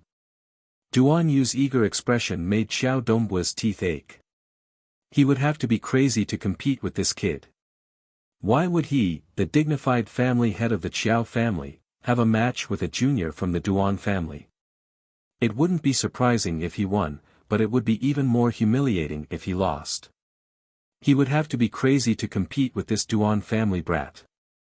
Duan Yu blinked and looked at Xiao Dongbua with a disappointed expression. Family head Xiao, you actually don't dare to compete with me. When Xiao Dongbua heard this, he couldn't help but jump up from his seat, the veins on his head nearly bursting. Brat, speak properly and don't babble nonsense. Grandfather, he's scary. Chapter 864. Duan Yu abruptly turned his head to look at the elderly man in his 60s drinking tea. The elderly man's hair stood on end like steel needles. His eyes were hale and hearty, and his body was robust. His voice was as loud as a bell when he opened his mouth. Slap. The elderly man slapped the teacup under his palm, instantly shattering it into pieces. Xiao Dongbua shuddered for no reason, and his gaze shrunk slightly. Crap, how did he provoke this difficult old thing? Xiao Dongbua, you dare to yell at my good grandson? Duan Jinxing questioned angrily like an enraged lion, about to pounce and rip Xiao Dongbua's throat apart. Xiao Dongbua involuntarily retreated a few steps and awkwardly smiled at Old Master Duan. Elderly Patriarch Duan, my apologies, my apologies. My attitude earlier was a bit too extreme. Duan Jinxing harumphed and slapped the table hard, his voice reverberating like a drum. My good grandson wants to compete with you because he thinks highly of you. Why aren't you making a move? Xiao Dongbua's aged face instantly flushed red. What the fuck did Old Master mean? He really wanted him to spar with the Duan family's brat. That immature brat from the Duan family was so excited and eager to give it a try. He even started swinging his arms and legs on the spot, looking like a rash youth who had never sparred with anyone before. He looked foolish. If he hit him too hard, Old Master Duan would lose face. If he hit him too lightly, he wouldn't be willing. I'll spar with you. Xiao Zhongde abruptly stood up from his side and angrily declared, you don't have the right to spar with my dad. Old Master Duan's aged face darkened at once. He exerted some force in his hand and shattered the short table in front of him with a boom. Punk, who are you saying doesn't have the right? Old Master Duan roared. The great king's eye twitched, and he looked at the queen sitting upright beside him. Queen, did you prepare a few more tables? Seeing that Old Master Duan's fiery temper was about to erupt, Xiao Dongbua hastily stopped his son and smiled apologetically. Old Master, my son is insensible. All right. Duan Yu responded crisply and abruptly stretched out his long legs, directly jumping over the small table to the center of the main hall. He crooked his finger at Xiao Zhongde with a sly smile. Don't cry if you lose, tortoise. Brat, you're courting death. Without waiting for Xiao Dongbua to stop him, Xiao Zhongde was already like an enraged elephant, furiously stomping on the main hall's stone bricks as he madly dashed toward Duan Yu. His fist, accompanied by an explosive roar, was already in front of Duan Yu's eyes. Some of the more timid daughters of officials had already reached out their hands to cover their eyes. They couldn't bear to see such an elegant and peerless young master being ruthlessly rammed out like a bull. Only a loud boom sound could be heard in his ears. Xiao Mu peeked out of the corner of her eye and saw her eldest uncle from the Qiao clan's main family tumbling several times in the air before being sent flying by a huge force. He crashed ruthlessly out of the main hall, and she reckoned that he would probably smash a shallow hole in the limestone bricks outside the main hall. The great king and Empress Zhao met each other's eyes before silently shifting their gazes to that Duan family's fourth young master. This Duan family's fourth young master abruptly stopped smiling, and his beautiful peach blossom eyes were filled with a thunderous fury. He abruptly turned to shout at old Master Duan, "Grandfather, grandfather! He insulted me. He actually sent a minor level 6 mystic cultivator to spar with me. He insulted me. He's insulting you. Duan Zhenxing, didn't you already know that Xiao Zhongde was a minor level 6 mystic cultivator before the fight?" Chapter 865. You clearly wanted to beat him to death, yet you still found an excuse to say that he was insulting you. Even an oddball grandfather like Duan Zhenxing couldn't help blushing from his grandson's shameless words. Ah, ha ha ha. The great king suddenly let out an awkward laugh. Heroes truly come from the youth. Fourth young master Duan's cultivation is astonishing and very formidable. Today, we have truly broadened our horizons, ha ha ha ha ha. Xiao Zhongde's second brother, Xiao Zhonghao, had already helped his older brother inside the main hall. Xiao Zhongde's face was bruised and swollen from the fall, and he probably lost a few teeth. He was currently leaning on his brother with a dispirited expression and didn't even have the strength to walk on his own. "Zhongde, Zhongde." Xiao Dongbua paled in fright as he called out to his son. He abruptly turned his head and glared at Duan Yu. "You punk, you're too vicious. What did I do?" Duan Yu glared at Xiao Dongbua in bewilderment. "You just had to send a minor level 6 mystic cultivator to spar with me. I only lightly stretched out a finger, and he was sent flying. Is this my fault?" Everyone was silent. Just now, everyone saw very clearly that fourth young master Duan had really only lifted a finger and poked Xiao Zhongde's fist once. Subsequently, Xiao Zhongde lost control and directly tumbled in the air, wailing miserably as he was flung out of the main hall by a terrifying force. To be precise, he really was sent flying by fourth young master Duan's finger. No wonder your Qiao family is impatient to bring our Jojo home. So it's because the other members of your Qiao family are all weak chickens. Duan Yu mocked. Although what he said was the truth, Xiao Dongbua still flew into a rage out of humiliation. "Do you think I wanted the crown princess to join this competition for our family clan?" Xiao Dongbua retorted angrily, "I did it for the great king and also for our northern moi. To put it bluntly, the reason our 8 great patrician families are holding this competition is to select 4 outstanding youths under the age of 20. In order to prepare for the decennial mystic beast forest secret realm. Think about it. If the crown prince consort enters the mystic beast forest secret realm as a Qiao clan descendant, even if she doesn't have 100% certainty, she must at least have an 80% certainty that she will be able to obtain 1 or 2 treasures for our Mo kingdom from the secret realm." The great king's eyes lit up. Patriarch Qiao's words are true. The crown princess. Following the great king's call, everyone's gaze once again fell on the crown princess. But what was the crown princess doing? She was still holding the small bowl and eating slowly. She ate the fish slices in vinegar with her chopsticks and braised shark fin with her chopsticks. She was eating alone and seemed to be eating quite happily. The great king's lips twitched as he shot his son a look that said, "You should discipline your wife." Prince Mo was quite happy because his wife ate quite a lot today. Tomorrow, he would definitely reward the chefs in the royal kitchen for making dishes that suited their Jojo's taste. "Jojo, don't choke. Drink some porridge to moisten your throat." Prince Mo handed a bowl of porridge to his wife.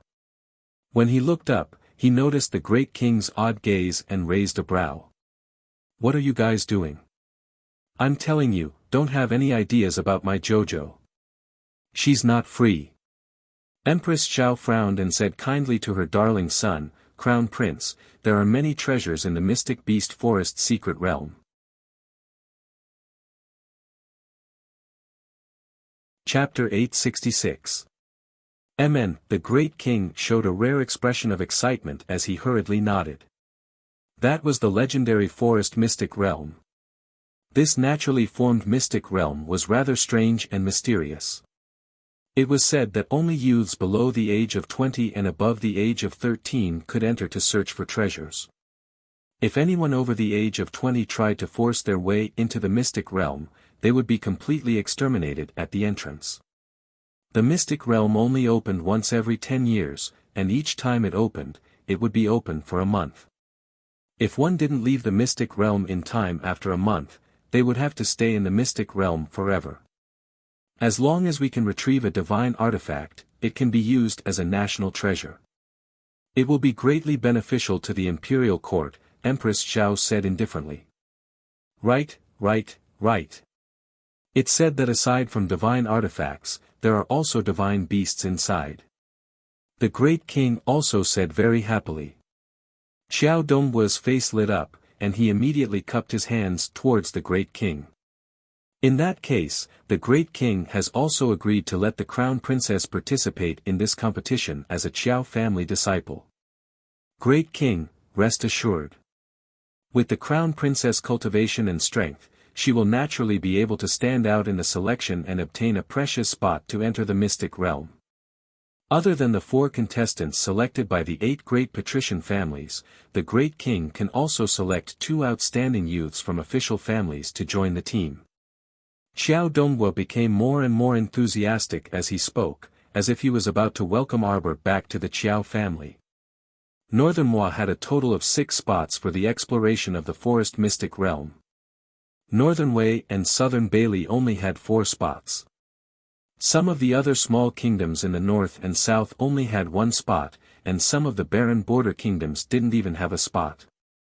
When the other patrician families heard Xiao Dongbua's words, it seemed to make sense.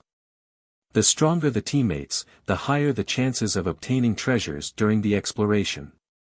According to the rules, the 6 members of the exploration team had to have their inner worlds scanned when they came out of the mystic realm. At that time, they could only keep 1 treasure, and the rest would have to be handed over to their family clans. Of course, the family still had to pay tribute to the old great king of the Mo kingdom. That was how it was done.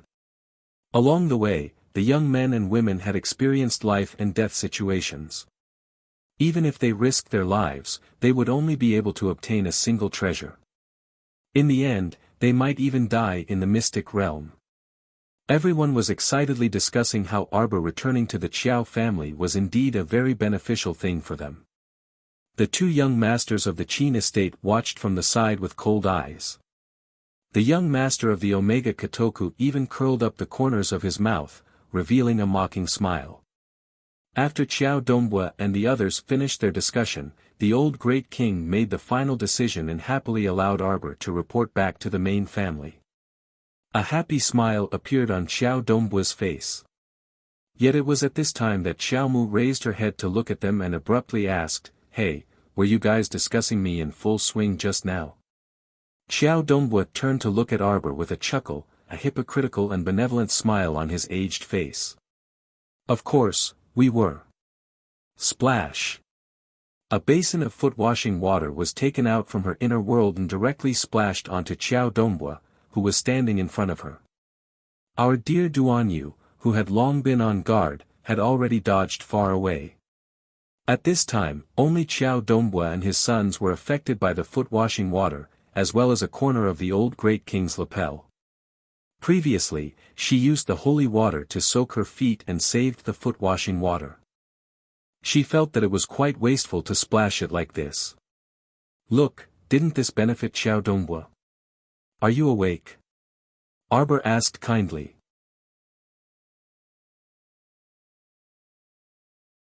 Chapter 867. Xiao Dongbua and his two sons were drenched on the spot, and the Great King's clothes were inevitably stained with a puddle of water. They looked at each other with ugly expressions, then shifted their gazes to Arbor. In a place like the forest mystic realm. If I really wanted to go, why would I need to fight to the death to get a spot? Arbor looked impatiently at Xiao Dongbua and his son. What, I can't go without a spot.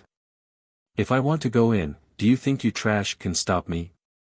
Arbor completely ignored how angry Xiao Dongbua's face was and said with a sneer. Do I have to use your Xiao family's name, risk my life, and pester you to go to the mystic realm to get treasures? Xiao Dongbua, is your brain damaged or am I stupid? Ah. This kind of idea of harming others for your own benefit, you're pretty good. Arbor clapped his little hands and stood up, coldly glancing at Xiao Dongbua and his sons. Hurry up and disappear from my sight. Scram! Xiao Mu shouted, and her icy face was instantly covered in a layer of terrifying killing intent. This angry shout scared Xiao Dongbua so much that he retreated a few steps. When he stood up, his entire face was red and twisted. Xiao Dongbua's second son, Xiao Zhonghao, supported his eldest son, Xiao Zhongda, and angrily looked at Arbor. You don't even want the old ancestor anymore, do you? Arbor mockingly curled his lips. If the Qiao family's old ancestor really knows, he'll be so angry that he'll come back to life. Vicious woman. Xiao Zhonghao angrily scolded, his entire face filled with shock and anger, as if he would explode in the next moment and tear Arbor to pieces. Wei Ziqin was furious. Xiao Zhonghao, do you have to argue about the Qiao family's matters with us here? Since the Qiao family isn't afraid of being humiliated, then I'll have a good talk with you. Who's the vicious woman, who's the shameless one? You bunch of black-hearted villains. Why don't you look at your own face in the mirror? Aren't you ashamed or blushing? Wei Ziqin's eyes widened as she reprimanded sternly, back then, on the second day after my family's old Xiao and I moved to the Mo Kingdom capital, we brought gifts to visit the main family according to the rules. And the result? There was no way to enter. He was driven out of the main family. Mother. Arbor and Jolin both looked at her and asked, is that true? Xiao Yelan and her second uncle had never mentioned the humiliation they had suffered in front of the children, so Jolin and the others didn't know about it at all. Xiao Zhongda, do you dare to say no? It was you. What did he say to us when he crossed his arms and looked down on us like a snob? Huh? Don't you remember? You're just a country bumpkin. You want to bring some trash to climb up the social ladder? Go back to where you came from. I'm going to return those words to you right now. Wei Ziqin said angrily, word by word, you greedy bastard. You want to use some bullshit quota to climb up the ranks of my daughter, the noble crown princess? Scram back to where you came from. Wei Ziqin harumphed at the last sentence, glaring at Xiao Zhongda and his brother with a sharp glint in her eyes. Xiao Zhongda shrunk his neck in fright and retreated a step weakly. Whoosh! A thin piece of paper was flung at Xiao Dongbua's face. Arbor glanced at the old man mockingly. Look clearly at what's written in black and white.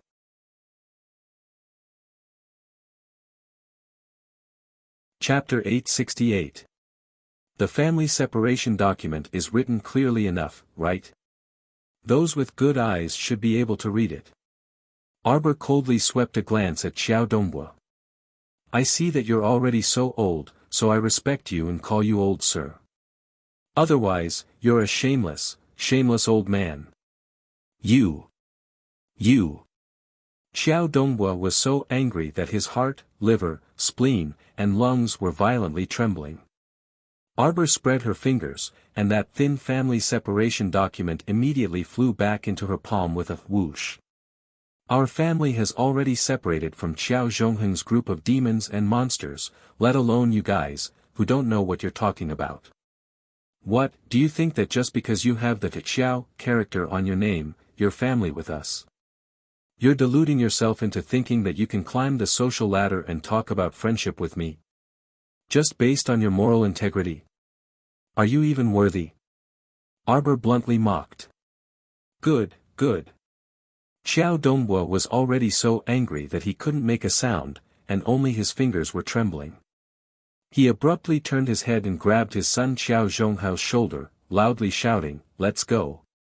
Arbor leisurely folded that family separation document and coldly swept a glance at Xiao Donghua and the rest. Family head Xiao, I hope that you're a good person and don't go out and carelessly spread rumors. You know that people who spread rumors will also go to the hell of having their tongues pulled out after they die. They'll never be reincarnated. Arbor practically said the last sentence through gritted teeth, one word at a time, until Xiao Donghua and the rest felt a chill run down their spine, and they turned their heads to take a look. But they saw that the little girl under the waning lights seemed to have a ghostly aura, and the black gates of hell seemed to be faintly visible behind her back, frightening them to the extreme. Xiao Donghua shrank back and supported the weak and powerless Xiao Zhongde. The father and son trio left the main hall in a huff, not even bothering to say goodbye to the others. The remaining people from the 7 great patrician families and the great king's Empress Zhao didn't look so good on their faces. The great king cautiously glanced at his daughter-in-law's dark expression, then secretly peeked at his son, a trace of helplessness rising in his heart. Sigh, so tired. Now that the banquet had turned out like this, everyone's interest was waning. The entire Qiao clan is filled with foul air. None of them are good people. Mu Qianshan sneered. Her voice was neither loud nor soft, but it just happened to fall into everyone's ears. As soon as he said this, Empress Zhao felt even worse. She originally had a lot of complaints about this little stoic. Now that she saw that this stoic's family members weren't all that great, she felt very uncomfortable. Mo Lian's icy gaze landed on Mu Qianshan's face, and it only took an instant for Mu Qianshan to subconsciously shudder. Madame Mu suddenly reached out and grabbed her daughter's hand. Her eyes widened in horror. Mu Boming raised his hand, and a defensive talisman abruptly leaped onto his daughter Mu Qianshan's body. He then shouted, "Your Highness!" Bang! The wine cup in front of Mu Qianshan cracked on its own. Mu Qianshan's entire face was ghastly pale. Because the defensive talisman had helped her block an invisible killing move, even though her little life was saved, her internal organs were hurting from the impact of the residual energy. In that instant just now, she very clearly experienced how ruthless His Highness was when he wanted to end her life on the spot. Mu Qianshan heard the sound of her heart abruptly shattering. It was very painful. She had only muttered that woman's family was complicated, and she was nearly killed by His Highness. Did this man not allow others to say anything bad about her?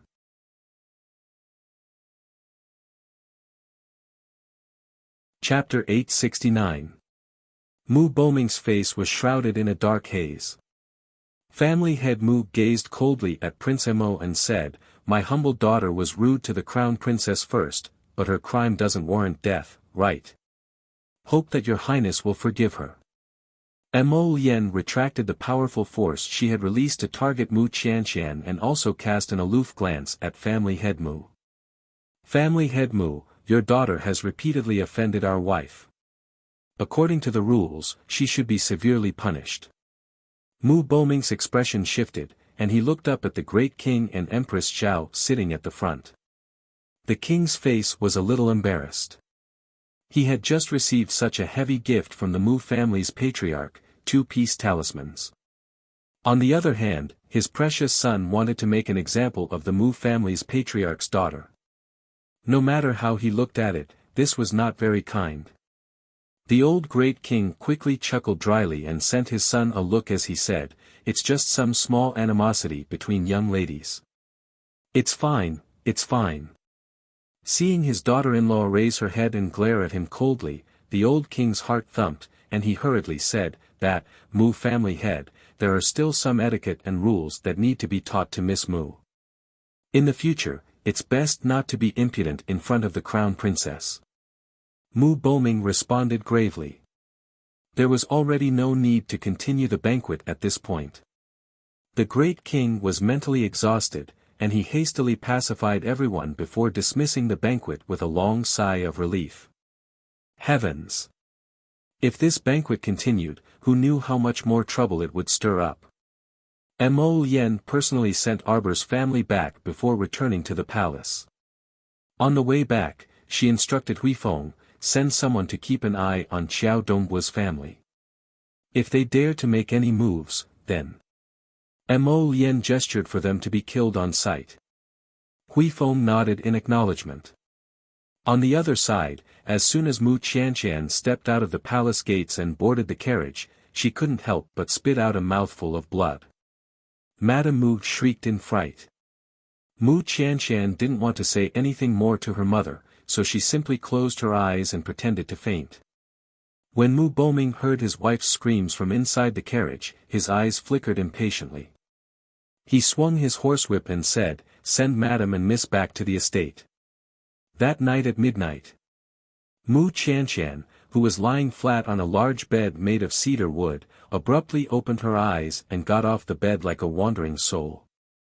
After lighting an incense stick in a corner of the room, she sat back down in front of the dressing mirror and fiddled with her beautiful hair.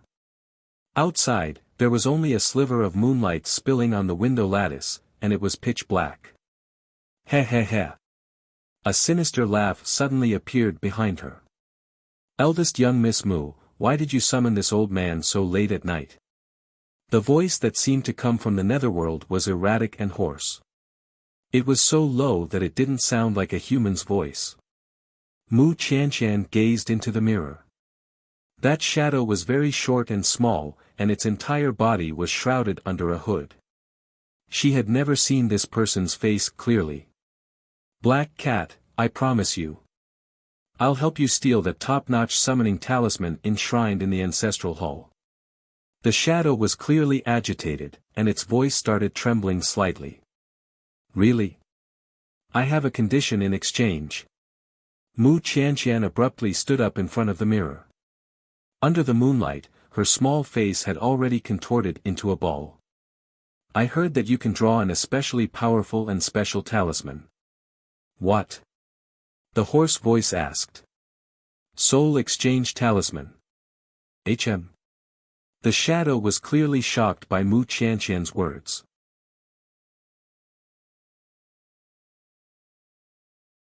Chapter 870.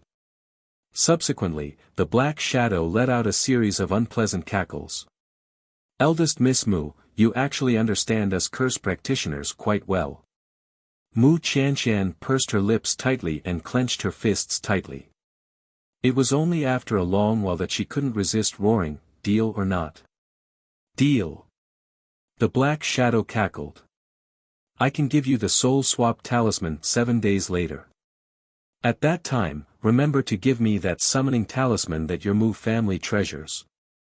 Remember, you only have one chance to successfully swap your soul. If you fail, you will vomit blood and become paralyzed in the lightest case, and your soul will scatter and you will lose your life on the spot." Gaga gaga gaga. This little lady is rather courageous. The laughter was like a wisp of black mist that faded away. Great Master Black Cat. Great Master. Mu Qianqian pushed open the door and searched for the black cat's figure under the moonlight. The black cat had long left, and Mu Qianqian angrily clenched her fists as she muttered to herself, "Just under what circumstances can I use that soul swap talisman? Just how high are the chances of success?"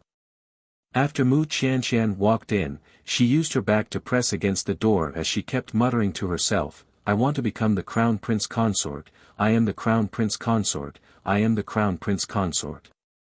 I am the Crown Princess. Qianshan, mother can see it now. The Crown Prince simply doesn't have any interest in you. Look at how ruthless his methods are, hurting you like this twice. You should give up on him as soon as possible to avoid being covered in bruises. Her mind kept replaying the words that mother had said while wiping her tears while she was pretending to be unconscious. She was unresigned, unresigned, unresigned. Mother had always said that she was the one with the greatest hope of becoming the Crown Princess. And she had always held on to this goal to strive for, working hard to curry favor with Her Majesty the Queen and all the concubines in the imperial harem. Her Majesty the Queen had summoned her more than once and was very satisfied with her. Originally, everything was fine. She only needed to wait peacefully to be conferred the title of Crown Princess.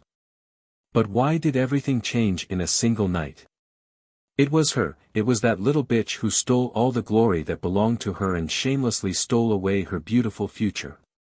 Since it was useless to beg her father, mother, and anyone else, she could only think of a way to do it herself. Thud. Return. Come on. I am the Crown Princess. I am. I am. The more she muttered, the more resolute her gaze became. She raised the sleeve of her white undergarment and waved it in the air in front of her.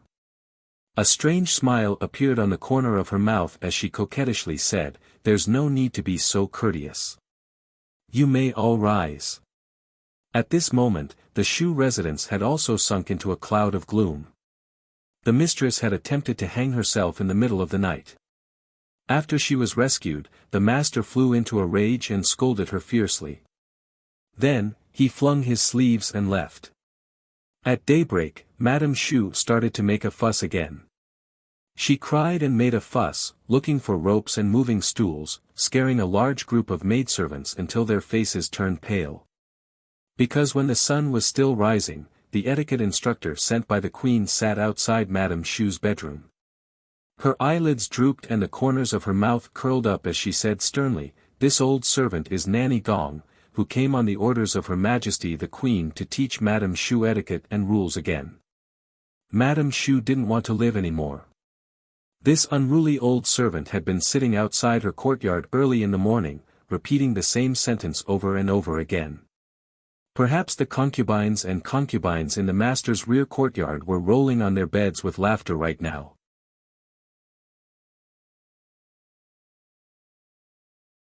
Chapter 871. She had boasted of being wise all her life, but she didn't expect that she would suffer such a humiliation at the hands of a young stinky girl. Madame Shu felt that she didn't have the face to continue living. Today, in the noble women's circle in the capital, this trivial matter of hers must have already spread. "Madam, fourth young miss is here." Madame Shu tightly grasped her daughter's hand as she wailed loudly. "Mother." Shu Hui also didn't feel good. In her eyes, her mother was a very strong-willed person. In front of her father's concubines, she was usually unyielding. When had she ever seen her mother reveal such a weak side, crying like a child? Child, you must work hard, understand?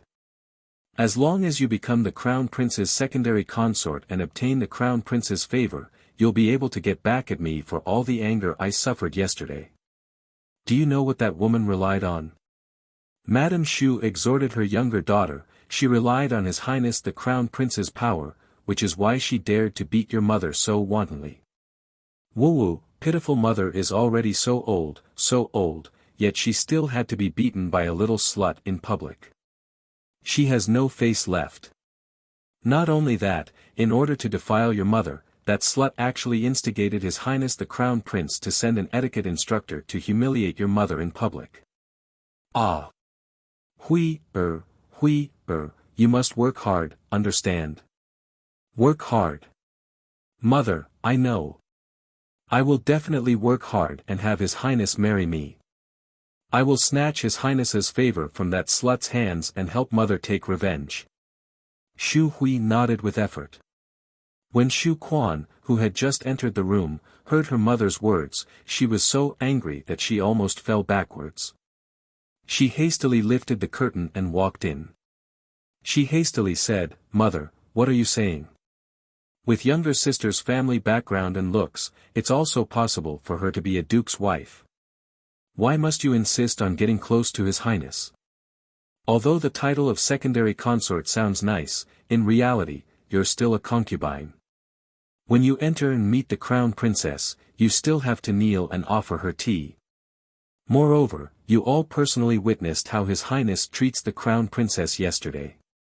Between His Highness and the crown princess, how could this little sister be allowed to interfere?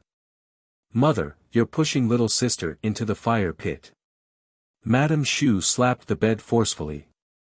She was so angry that her entire body trembled. She glared at her eldest daughter Xu Quan and said, "Unfilial daughter. What kind of nonsense was that? Hui is mother's flesh and blood, how could mother harm her? Xu Quan, you married the son of the great king and became his official wife. You're living a blissful and glorious life. You won't allow your sister to be the crown prince's concubine. What are you trying to do? You can't bear to see your sister marry the crown prince. Do you think she's better than you?" Hearing this, Xu Hui looked coldly at her elder sister. She felt extremely ashamed in her heart. To think that she used to think that her elder sister was a good person. In fact, in front of benefits, sisterly affection was bullshit. Xu Quan was so angry that her chest heaved up and down. The veins on her forehead were popping out. "Mother, is this how you think of your daughter? I don't care what you think." Madame Xu shouted sternly and slapped the bed forcefully. "In any case, you can't block your sister's path."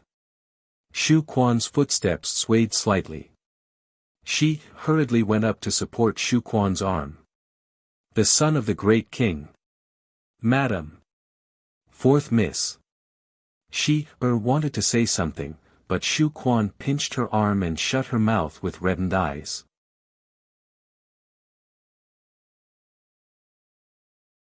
Chapter 872. "Mother, can you listen to me calmly?" Xu Quan's eyes contained a trace of moisture as she bit her lip and asked word by word. "What else do you want to say?" Madame Xu's vigilant gaze pierced Xu Quan's heart. "His Highness is definitely not someone you can play around with. I hope you can understand this. Otherwise, the Xu family will definitely suffer a calamity. The entire Xu family will definitely not be left alive." Xu Quan blinked back the moisture in her eyes and turned to look at her younger sister, who had a cold expression. "Younger sister, elder sister hopes that you can live well. Marrying His Highness the Crown Prince is definitely not a good choice. You also saw what happened to father's concubines. It's really not easy to be a concubine." Xu Hui's bright eyes widened, and she suddenly said impatiently, "I'm not being a concubine for an ordinary family. I'm being a side consort for His Highness the Crown Prince. Elder sister, you don't have to worry so much. You'd better keep those women in your first prince's residence under control." Xu Quan was so angry that she staggered and said with a smile, all right, I was being nosy." Let's go." Xu Quan walked out a few steps before stopping and turning to say, "Mother, fourth sister. I hope you can open your eyes and see clearly. A man's heart isn't something you can immediately win over just by trying hard. At least, that's not the case for His Highness in my eyes. He's firm, decisive, and resolute. On the surface, he looks as gentle as jade and makes people feel like they're bathing in the spring breeze. In reality, he's the most callous, indifferent, tyrannical, and heartless man in the world. At least before the appearance of the crown princess, I've never seen him stare at a woman for so long. I'm certain of one thing. If you dare to ruin his relationship with the crown princess, I'll definitely kill him. I think you will definitely make our entire Shu family pay for your stupidity. After Shu Quan said this, she didn't look at her mother and younger sister again and led out the door with her head held high. Only who was following behind her, clearly knew that the princess consort's body was still trembling. Her back was stiff, and she looked extremely lonely and pitiful. The sound of Madame Shu angrily smashing a vase could be heard from the central room. Shu Quan didn't stay any longer and directly left the Shu residence to board the carriage. As soon as she got into the carriage, she hugged her knees and started crying. She wiped her tears at the side and hugged her master helplessly, repeatedly shouting, "Princess Consort, Princess Consort." Shu Quan only felt that from her heart to her 10 fingers, every fingertip was emitting a chill. It was so cold that her teeth were chattering uncontrollably. My mother actually said that I'm living a life of boundless splendor and happiness. Ha, ha ha ha, ha ha ha ha ha. Shu Quan laughed until tears rolled down her cheeks. If I had a choice, I'd rather have nothing. Even if I have to ride a horse and sleep on the streets, it's still better than being entangled with those orioles and swallows. Princess Consort, you've suffered too much. She burst into tears. Shu Quan shook her head, teardrops falling onto the back of her hand. Actually, it doesn't matter if it's a little bitter. I just hope that everyone in my family will be fine. But now, I'm afraid all of this will become wishful thinking. Thump, thump, thump, thump, thump. The sound of the door knocking made classmate Arbor's hand, which was holding a brush, pause slightly. Without even turning his head, he said, "The door isn't closed. Come in yourself."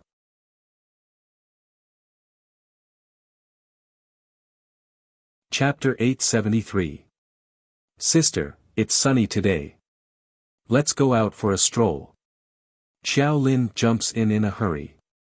When she sees her sister drawing a talisman, she can't help but restrain her voice a little. She whispers, "Sister, you're drawing a talisman." Wait a moment, I'm about to finish. Xiao Lin sneaks to the table and pokes her head out to take a look. She can't understand what her sister is drawing. But Arbor lifts her wrist slightly and finishes the drawing quickly. She breathes a sigh of relief and looks down at the blue light emitted from the talisman paper. She nods with slight satisfaction. Last night when she slept until midnight, the golden talisman jade tome opened the 5th jade slip by itself. It officially opened the door to high-level talisman for her. She immediately wakes up excitedly and runs out of bed to light the lamp. In the second half of the night, she has been drawing 2 of the 5 spirit talismans taught by the demonstration talisman. Water Spirit Talisman, draw the power of the rare water spirit between heaven and earth to help the person who opens the talisman. Fire Spirit Talisman, draw the power of the rare fire spirit between heaven and earth. In addition, it also teaches the drawing of the defensive talisman, which is the talisman thrown by Mujia's head to resist Mo Lian's invisible power. On the 5th jade slip of the golden talisman jade tome, there is an additional line of small words. If you want to practice the forbidden talisman technique, strictly speaking, you need to open the 6th jade slip and so on. This jade slip can teach the most common talisman, the sickness talisman. If you want to learn, you can draw your Xian sense into the jade slip and open the hidden jade slip. If you practice the forbidden talisman technique, it's easy for you to go mad and your soul will scatter. Arbor decisively draws her Xian sense to open the hidden jade slip. Of course, she wants to learn, not to harm people, but to know herself and know the enemy. If she learns one thing, she can guard against it. In case there are some demons and monsters who want to hide in the dark to harm her, she can immediately see through it. In the middle of the night, Arbor has been tossing those talismans. After drawing hundreds of water spirit talismans and fire spirit talismans, she also drew a lot of defensive talismans. She only drew 2 sickness talismans. After mastering the essentials, she didn't continue to draw. The sickly talisman she drew was much stronger than the one she had planted on Miss Li. Her sickly talisman was a high-level sickly talisman while Miss Lee's was only a low-level one. The two could not be compared.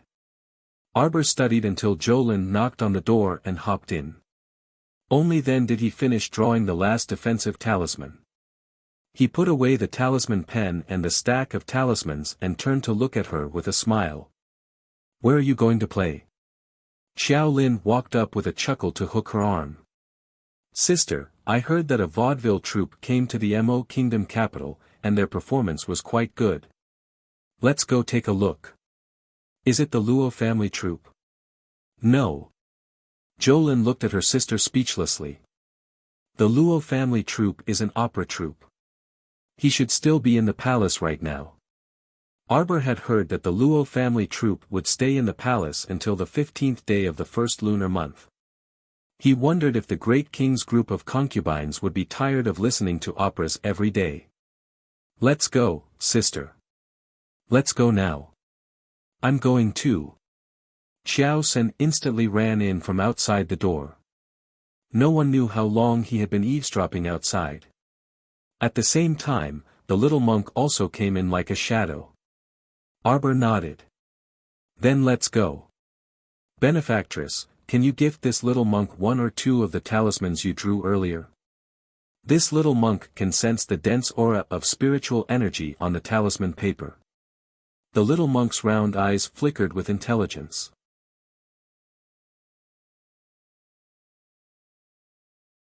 Chapter 874.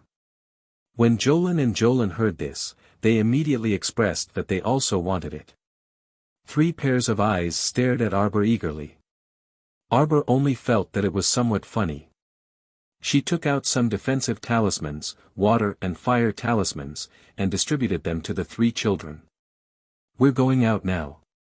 Shouldn't we go to Beautiful View Garden and say hello to Mother first?" Arbor brought the 3 children out of the door and said to her sister Jolin. "Sister, there's no need to say hello.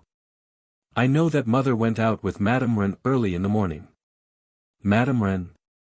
Arbor was slightly startled. "Yes." Jolin held on to Arbor's hand and giggled, "Let's go, sister. Get someone to prepare the carriage. We're going to watch the vaudeville show." Only then did Arbor bring the 3 children out and head towards the Yu family troupe's location, Spring Dawn Garden. Spring Dawn Garden was located on Hualing Street. It was parallel to Shilua Street's commoner district. Usually, there weren't many high officials and nobles who could come here. However, after this vaudeville troupe became popular recently, even the business on Hualing Street improved by a lot. There were also many high officials and nobles who came to watch the show. They booked the whole place the moment they arrived. As soon as Arbor's carriage entered Hualing Street, they followed the signs at the intersection and found their way to Spring Dawn Garden's entrance. There were already many carriages parked outside the garden. Jolin excitedly jumped out of the carriage. When she saw a small stall selling silk flowers at the entrance of the garden, she ran over by herself and gathered in front of the stall to watch. "Auntie, your silk flowers look pretty good. Miss, do you want to buy a few?" The old auntie selling silk flowers hurriedly said, "You only need half a liter of rice to exchange for 5 silk flowers." The auntie had also heard that this vaudeville garden had become popular recently. That was why she came to sell silk flowers early in the morning. It was a pity that the young ladies and madams of the noble families who came and went all had their eyes on the top of their heads. They didn't even look at her small roadside stall. Okay, give me 5. Jolin was a rich woman. She had enough food in her inner world to last her for at least half a year. Not to mention that her elder sister had given her 2 storage talismans filled with peaches, winter fruits, and various other fruits and snacks. She estimated that she would be able to eat everything in these 2 storage talismans for a year and a half. Half a liter of millet in exchange for 5 silk flowers was too cheap for Jolin. She hurriedly took out a small bag of rice and handed it to the old woman. "I'll buy it. Tisk, country bumpkin." A sarcastic laugh came from behind Jolin, but Jolin pretended not to hear it. He reached out and took the 5 silk flowers that the old woman handed to him with tears of gratitude. He picked a wooden box and put the silk flowers in it, happily holding it in his arms. Sister. Jolin turned around and saw the enchanting lady standing behind him. He rolled his eyes and pushed her away. Excuse me, good dogs don't block the way. Ah! The girl's body swayed and the 2 servant girls hurriedly supported her. You damned village woman. You actually dare to push this miss. Jolin didn't listen to her barking. She hurriedly hugged the wooden box and ran back to her elder sister's side. She handed the wooden box to her. Sister, I bought silk flowers. We sisters will each have 2 and the remaining 1 will be for younger brother. Xiao Sun had just jumped off the carriage. When he heard this, his eyes immediately widened. What are you giving it to me for? Giving it to your little girlfriend. Jolin winked at her younger brother. It's that little girl I saw on the way home from school. She's quite cute. You're tuning into the Han Li's Wuxia Adventures YouTube channel. We're so grateful for your support and don't forget to subscribe to join us on this incredible journey through captivating stories. Your generosity through donations truly makes a world of difference, as it's the primary source of revenue that allows me to expand and enhance this channel for you. Thank you from the bottom of my heart for being a part of this adventure.